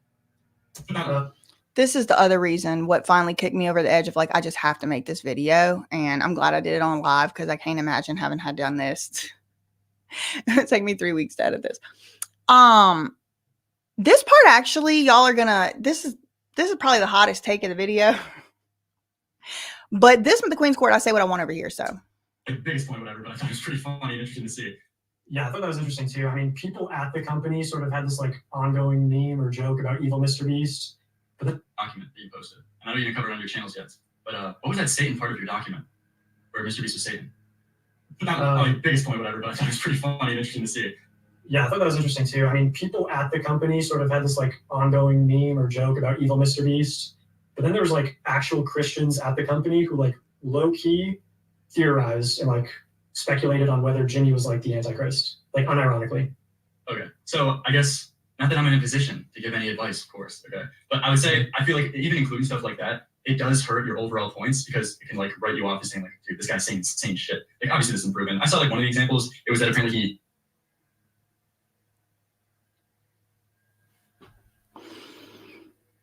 I'm just wondering, does this man know? Does this man know? Like most of the world believes in some type of God and therefore, you know, also some type of evil dark force. Does this man know? Like, what is it? The second or maybe the most practiced religion, second most practiced, like, well, definitely in the top 2 in the world is Christianity. I'm not a Christian. It might seem like it. I know I talk a lot about the, you know, the Bible and the Lord and stuff. That's just because where I'm from, that's how we talk. It's like colloquialisms. But I'm not a Christian. I don't practice Christianity. But I'm not going to go so far as to say that somebody that believes that somebody could be evil or, you know, that believes that Satan exists is crazy. What do you say? Insane? The second or the first, I'm sorry, I don't have the stat right in front of me. I mean, it's one of the most largely practiced religions in the world is insane. What? He's saying, I'm not in a position to give any advice. What I would say is I feel like, okay, he's not in a position to give any advice, but he would say he feels like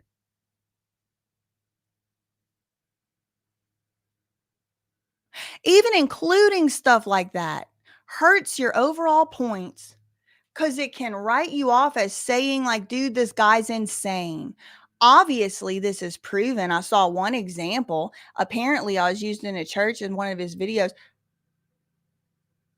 Does this man know about the First Amendment? I mean, that's what I have to ask. Did they stop teaching the kids in civics class about the First Amendment? I'm wondering. Did they stop teaching the kids in the civics class about the First Amendment? Because does this man know about freedom of religion? Is he literally saying, advocating right now that somebody should keep their opinions about religion to themselves on the internet in the year of our Lord 2024? Because the slope really done slipped. It makes you seem insane to have a religion. I disagree. I'm not even that religion. I don't practice it. I don't believe what all y'all believe in that religion. Some of it I believe. But I'm not a Christian, and I don't think it's insane for somebody to be and to have beliefs that Christians have. Christians believe in the Antichrist. They believe it's a thing. I don't. I think the Antichrist is an Antichrist consciousness, which infects entire populations. I think that, if it's a metaphor. But I could be wrong. I wasn't there. I certainly never talked to him or her or them or they. But this last minute, condescending, it's like sandwiching. The first thing he said when he came on was an insult to Jake. And now he's logging off with this, you sound insane if you have a religion. So maybe just keep that to yourself. Well, you sound insane if you're trying to tell somebody what they can say in the United States of America in 2024. But here we are, and you're doing it with your chest, like you're doing something in the right. It's embarrassing. It's alarming and embarrassing. They need to start teaching the kids a little bit less of these weird books they got out here and a little bit more of what is the First Amendment and the freedom of religion, because this is terrifying. You got to keep your religious beliefs to yourself. And not only that, Dawson's saying he don't even believe that. It's other people's religious belief. He can't even report to the public what the actual people believe. False, wrong, false premise. I'm not going to even start there. It's a non-starter. Then there was actual Christians at the company who low key theorized and speculated on whether Jimmy was the Antichrist, unironically. Okay, so I guess not that I'm in a position to give any advice, of course. Listen to this condescending ass person. I feel like even including stuff like that, it does hurt your overall points. Your feelings. Take them out to the baseball park or the boxing ring or something. Go learn Brazilian jiu-jitsu or something with them feelings. You got some big feelings, buddy boy. Bringing them over here to me, telling me what I can think and say and report on. Huh? Not that you're in a position to give any advice. Actually, that's a great point. Because I just went to your channel. Come to find out, you have made exactly one video. One video on this matter.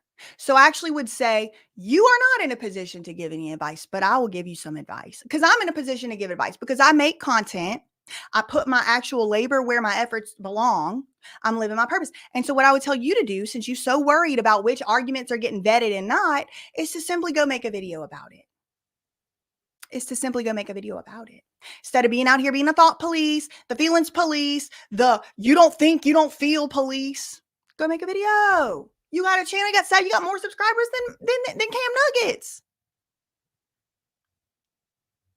We got the 21-year-old feelings police that don't know what the First Amendment is, bullying us. No, I won't be gaslit. Nope. And I happen to believe that there is a God that is guiding me. So I guess I'm just insane. So if you don't think that, you shouldn't come back over here probably because I'm just insane, unless you want to just hear insane stuff from an insane person. Insane. Again, y'all, I don't think Mr. Beast is the Antichrist. I don't think anybody is the Antichrist. I think it's impossible for one person to be the Antichrist. But I know y'all don't agree with me. It don't matter. We could both be wrong. We could both be wrong. Okay. But this, where's your... I'm so deep in it, y'all. Has he established that it's insane? He didn't establish it. He showed me no proof. He said, I feel like. So now his feelings are in control of what all of us think. Think, not even say, think. I would avoid saying anything about that. Well, you didn't avoid saying something about it right here, did you, buddy? You talking about it now, so it must be important enough to you to bring up. It's an interesting point. I'm glad I know that. I wish Dawson would have brought that up before. There's people working at Mr. Beast's company who thinks he's the Antichrist. First of all, I have questions for them. You need to quit. What's making you feel like you need to work for the Antichrist? Maybe that's sacrilegious in and of itself. But then once we get past that, why do they think that? I do know that he's partnered up with the Latter-day Saints Just Serve organization. I do know that whenever he started his channel, at some point on his banner, he had, I believe in the gospel of Jesus Christ. I do know that when I read his mom's whole entire book in 1.5 days to, 1 to 1.5 days, that she talked ad nauseum about Jesus and the Lord and church and God.